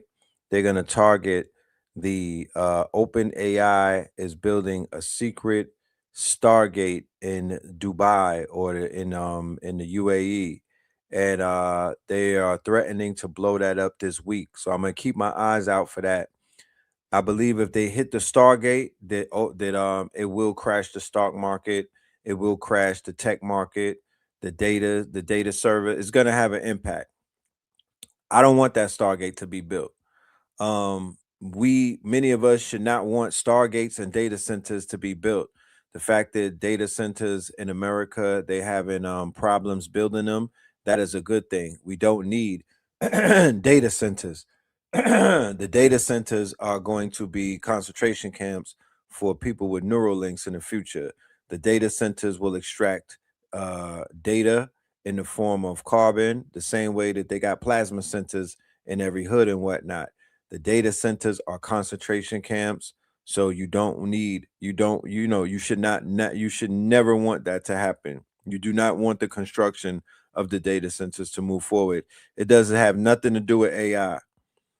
My AI works perfectly without a motherfucking data center right now. So don't let them try to convince you that in order to make cat pictures on GPT, you need a motherfucking data center. That's not what they're building them things for. Respectfully, they are sourcing melanin and sourcing all type of energy from our people. Those data centers will be the equivalent to concentration camps and slaughterhouses. So yeah, this is the video that they put out where they show in the world that they found the Stargate Center. It's not even on a Google map. They're hiding it. Why are they hiding something like that? This is a secret project. But like dude said, the Russians it's a proxy war. So the Russian technology, Chinese technology is basically what you're seeing in this theater. This is a theater of war. Iran is displaying they're displaying on a global scale, on a global market. They're displaying the technology of China and Russia, right? That's what's on display right now. And USA and Is It Real are displaying Palantir and their new technology, Anthropic, Palantir, and the weapons of the Pentagon in Tel Aviv and whatnot. Big tech is at war right now. That's what's taking place. All of this is about, it's basically a trade show.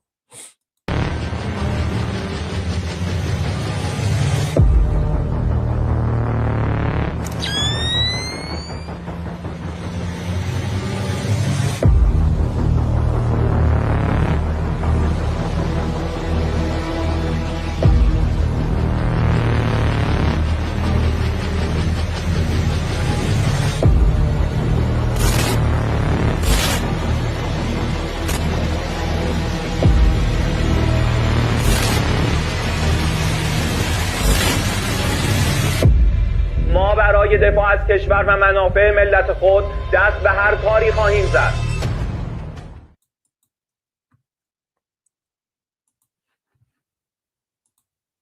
Bright and early Easter Sunday and said, open the fucking straight, you crazy bastards, or you'll be living in hell. Just watch. Praise be to Allah. It's like, what? Hey, yo, you could tell nobody on the team knew this one was coming, because this is insane. Also, though, Tuesday, so that means he's extended his 40-hour threat another 24 hours. So I guess they have 72. Fuck Easter. What? I need them to feel my energy. March for air, you guessed it. Death. Queen's going down in history 100%, though. Whatever they teach it in the future, they're going to be like, one Easter Sunday, the President of the United States crashed the fuck out. Because, I mean, you're literally just threatening war crimes. And I know most likely it's because the rescue mission went so well. Even though this looks insane, we supposedly blew up all the shit because we don't want them to have it. But the fact that we were able to go in there, move, groove, vibe, slide, find one of our soldiers, extract this nigga out of Iran, and nobody died, is fucking insane. And show that our military is still kind of like that. Some people are speculating that America was actually up to something because the C-130 is usually not used for rescue missions, but at the same time, it definitely is used for delivering troops. So either we was delivering troops to help with this rescue mission, or we was really trying to plan some big shit, do a ground invasion, and then shit got real, shit hit the fan, Red Bull, nowhere in sight, watch, looking for Israel, niggas start bombing shit. And then obviously we had to extract the fuck up out of there. This is a spectacular rescue mission, but it's also should be letting us know that, like, okay, if we're gonna put troops on the ground, shit's about to get fucking real and niggas is gonna die. And again, what is the mission? What are we doing? It's not about nuclear shit no more. Now, clearly he's saying all he cares about is the fucking straight. And that is, I quote. Some more time passed, so he's like, Tuesday, 8 p.m. Eastern time. That's when bombs is getting sent off. Now, what will happen? Will he chicken out again and then give them another 24 hours? I have no idea. But this is not a good sign. This is a sign that is a rat. He's cornered. He's fucking pissed that he doesn't actually have control. And so he needs to make it seem like he has control. So he's just going to throw out empty threats into the void, even though Iran is not going to answer this nigga's call. They're just going to say, okay, if you do that, you understand what's going to happen. We going to start bombing shit. And so don't start bitching and complaining. When people start dying, we start hitting y'all's infrastructure and U.S. military bases, because that's what the fuck happens. So Tuesday, 8 p.m., this will be a very interesting time. And most likely they'll obviously hop on TV tomorrow and just throw out some empty threats and say how great everything is going. One thing, you can say whatever the fuck you want to say, but this is not a tweet of somebody that is winning. That's for sure. Open the fucking straight, you crazy bastards, or you'll be living in hell. Praise be to Allah. That shit is honestly fucking hilarious. Not even the boys could cook some shit up like that. That seems like voice to text, sleepy eye. I'm fucking sick of these niggas, man. Open up the fucking straight. Like, what the fuck? I don't understand. Yeah, you don't understand because you're not in control, and you're not going to be in control because you're not having diplomatic conversations. How is this my timeline, though? Like, who put me in this server? Trump is no longer trying to make a deal. You know, he is talking like someone is preparing the public for much bigger war. Report says Trump gave Iran a 48-hour ultimatum and warned that if Tehran does not comply, the United States could strike bridges, power plant, and other infrastructure across the country. That matters because once you talk this way, this is no longer about pressure. It's basically escalation. And this also exposed the lie that at the center of America first. The slogan was sold to you guys as a rejection of endless war. No more Middle East disaster, no more wasting American life and money overseas. But when it comes to Iran, when it comes to the military industrial complex, when it comes to Israel, that promise collapses and gone fast. The old empire script does not care whether it's Democrats or Republicans. The old script always come back. It becomes threats, ultimatums, destruction, sold us strengths. That's not strength. Restraint is strength. Understand that. Marjorie Taylor Greene reacted by calling Trump insane, and she used to be at the same camp. At the very least, that tells you the MAGA people can now see the contradiction too. Of course, Iran responded as well. Tehran rejected Trump's 48-hour ultimatum and warned that if this continues, the gates of hell will open for the United States. I don't know exactly what does it mean, but it does sound serious. Well, the real story here is that American first was always a lie. The ruling class will always prioritize military-industrial complex and oil oligarchs and Israel first, not working people. And they will always use all kinds of excuses to ignore the basic needs of the ordinary people. I have more contents on Substack, link in bio. You can support me there. Thank you very much. Take care. A scientist and a psychic, this is why I do not watch Netflix. When you watch TV, your brain immediately goes into an alpha brainwave state. Your brain exists in one predominant brainwave state at each moment. We have beta, alpha, gamma, delta, and theta. And when you watch TV, your brain goes into alpha. So most of the time you're spending your time in beta, and beta is active focus, but it also allows critical thinking and discernment. Now alpha, on the other hand, is much more receptive, which means that things can bypass your conscious mind and slide into your subconscious mind much more easily. Now what you need to remember is that your subconscious mind creates your reality, and our collective subconscious mind is what creates our collective reality. So now, if you are watching TV shows and series that have very violent or very dystopian themes, which by the way, that has become very popular in the past years, this isn't just entertainment. This is collective programming of our subconscious mind so that we do two different things. First of all, it normalizes those experiences in your mind, which means that when they start appearing in the 3D, they're familiar to you and you accept them more easily. Netflix and kill, not Netflix and chill. Netflix and kill. They have been training a swath of society through Netflix, right? Which is, you remember, they cut their teeth with Narcos, right? And they cut their teeth with like 12 Pablo Escobar documentaries. And then they cut their teeth with all of these shows that had agendas attached to them, right? And Netflix cut their teeth with, what's his name? Jeffrey Dahmer, right? With like the Dahmer. So you have all of these copycat killings taking place now where decapitations are on a rise. People being dismembered and put in suitcases, that's on the rise. you know, the level of heinous crimes, the dismemberment, like putting people in acid, right? That's something only the cartel used to do. But Netflix started showing the Pablo Escobar, they were showing how they were putting people in bales of acid, right? There was a series called Popeye about Pablo Escobar's hitman who was locked up. They was putting niggas in acid in the jail. In the series, you know what I mean? Like they was bodying dudes in the jail and disposing of them inside the jail with acid bales, with acid and whatnot. And then in real life, right? So REEL started to take place in REAL, and then you started to see a rise of a tenant has an argument with their landlord and dismembers them. A black woman goes on a Tinder date with a white guy, you know what I mean, that looks like a fucking Yeti, right? And he dismembers her, right? There's people finding body parts in suitcases all around. That's called copycat killing.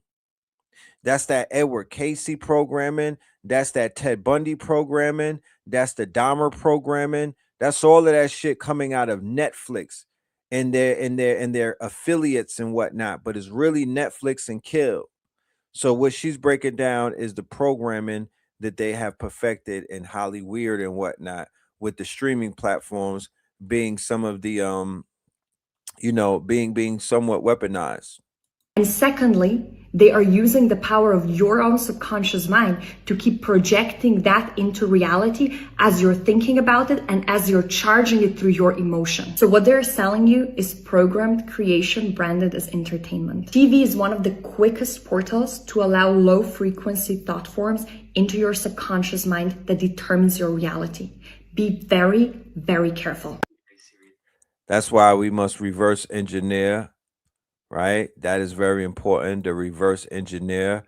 TV shows need to be created with our quote unquote, with our intentions. You know what I'm saying? With our intentions. That's what we need. Okay. Let me go to my dude right here. I'm gonna let him close this one out. My nigga Drake. I called him, we still figuring out a name for him. You know what I mean? We still figuring out a name for him. But yeah, let him close this one out and we out of here. We'll be back for Melanin Monday. I knew he had to raise Jesus from the dead back in the day. Could you imagine him trying to raise him from the dead now? Imagine we crucified bro 3 days ago. They hung him from the stake, put a little stone out in front in 3 days. Nigga that came back was like, I'm back like cook crack. What's up, baby? What's going on? AI, man, what? They probably crucify that nigga again. I'm not believing that shit till I see it in person. I probably would have been one of them. I'm like, man, what? I just seen him pinned up. And then he got took up top. And then he supposedly just ascended to heaven. Niggas had their phones like, yo, this nigga's son. They be like, nah, but he on some Chris Angel shit. Look at this nigga. Margin of error, you guessed it. Death, Red Bull, nowhere in sight. Why should I guess for God? I guess his first day back, they gonna be playing First Day Out by Pooh Shiesty. What John would have been like taking a vlog, little selfie cam. Yo, just outran Peter, slow ass nigga. I was moving and grooving, vibing, sliding on this dickhead. I get back to the fucking shit. Jesus right here. Like, well, yo, this nigga's back. On top of that, like, bro would have came back in the middle of World War III. What he would have had to say about that? I'd be like, yo. These people claiming that this land right here belonged to them 3,000 years ago. Maybe he could whip the Zionists into shape. He'd be like, what the fuck is y'all talking about? Nigga, this is not what I've envisioned. We got to clean this shit up. Well, they probably bomb Buddy immediately, send a drone strike. BB the Bomber get on TV. And we just had to take a terrorist out. Believe me, he was against everything that y'all wanted. And America would probably been like, good. We would have deported Buddy anyway. Imagine them 40 days after. And he's just moving, grooving, vibing, sliding in the forest and shit. Niggas gonna be flying in from all over the world trying to catch Buddy on camera. Like, yo, I just seen Jesus. Hey, I'm here with Jesus. We out here in the field and shit.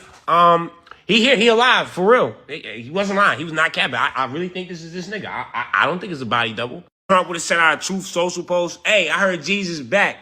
Hey, tell your homies, open up that fucking straight. They some crazy bastards. Praise be to Allah. So I just wanted to remind everybody that nigga really said that today on Easter. It just really made me realize some shit has to happen during certain time periods, because it won't be able to go down how it's supposed to go down today. This nigga would have got cooked immediately, kirkified. Praise be Allah. It's gonna go down in history. Praise be Allah on motherfucking Easter from your Jewish president. Legendary shit right here. Allahu Akbar. So with that being said, ladies and gentlemen, I want to say thank you for your time. Thank you for your patience. Thank you for your attendance. I'm going to put the Cash App up there right there. You know what I mean? Go ahead and hit that plate. You know what I mean? It's definitely collection time. Shout out to the Mineral Ministries, Minister Moreland, Pope Pablo, and whatnot. Yeah, shout out to everybody that pulled up for the 4-4 masterclass. I had about 200 plus people for the 10 Claw Commandments. We will be doing another masterclass. That replay for the 10 Claw Commandments, I'm going to have that available probably by tomorrow or Monday. I need y'all to check that out. We talking about solutions on this because we dealing with the claw bot. You know what I mean? We dealing with the claw bot. We dealing with future technologies right now. Solutions. We ain't dealing with no we not dealing with being lost. We not dealing with being scared. We're not dealing with none of that ish. We dealing with the solutions. We just highlighting and curating the great fall or the fall off. That's all you're seeing throughout these shows. We're just curating and documenting the fall off. So when we go back and watch this, or our children watch these replays 10 and 20 years, we'll just know everything that happened in a systematic sequence and whatnot. Curated by your host, Pill Noble. You know what I'm talking about? Yeah, like it is. So thank you, ladies and gentlemen. We will see you. And let's go ahead and end this with the theta waves, the right way. You know what I'm saying? The theta way. You know what I mean? And tune in for Melanin Monday, mañana.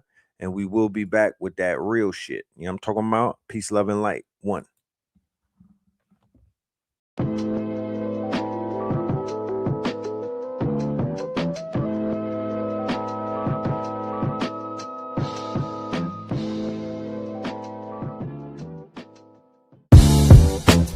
Can't beat us, join us, please bring your coinage. We sink 3-pointers, money shots, all net, all vets. Bumps we not, jet skiing in them sunny spots. With women edible like gummy drops. Dummy stop, dummy stop. No weapon form can intercept a storm. Once my intellect is on, I'm projecting on magnetic fields. And interact with blacks with athletic bills. I'm all about growth and development like residents of Ebbets Fields. Not to choose between woo and chew. We wanna line them colors up like a Rubik's Cube. And fade to black, yeah, the truest hue. When you say the black man is God, who you alluded to? The usual, Clarence 13X, a worthy guess. The words expressed come from the word in flesh. Elijah M, the NOI versus Leviathan. Messiah sent from the heavenly branches. 7 P's from since G-Dub cut down the cherry tree. In the wilderness of North Amex, and we flossing death and forced aggression, or forced perception, forced protection, or forced confessions. It's all a lesson. The sorcerers from Corsica, killer tonics, sticks and drums like the Philharmonic Orchestra. You niggas still playing harmonicas from officers. Fabric softener, jive turkeys popping 5 perkies, playing with keys, the Scotch storage type. For that soft white, we could've caught life, just being forthright. First class on my 4th flight, popping out like Fortnite. Every night we lit like porch lights. The meek shall inherit the earth, oh yeah, the scorched type. And these niggas, they some hoes in these streets. Me, I'm 10 toes in these streets. They lost their souls, niggas got holes in their feet. Shit, I'm just worried about the craft and how to perfect it. Not worried about the craft, yeah, that's out of perspectives. Focus on the chip like I'm Robert Kraft, and then how to protect it. It's the waves of the oceans. Get to the money, nigga, save your emotion. Descendant of the slaves in the graves in the oceans. Mastermind that the waves is in motions. These niggas, they addicted to the folly, addicted to that molly. Making me a movie, them sticks made of holly. I'm Dr. Manhattan, sitting on top of Manhattan. When I get all 5 rings, snap my fingers and pop up on satin. Dressed in all black, yeah, drop top the Phantom.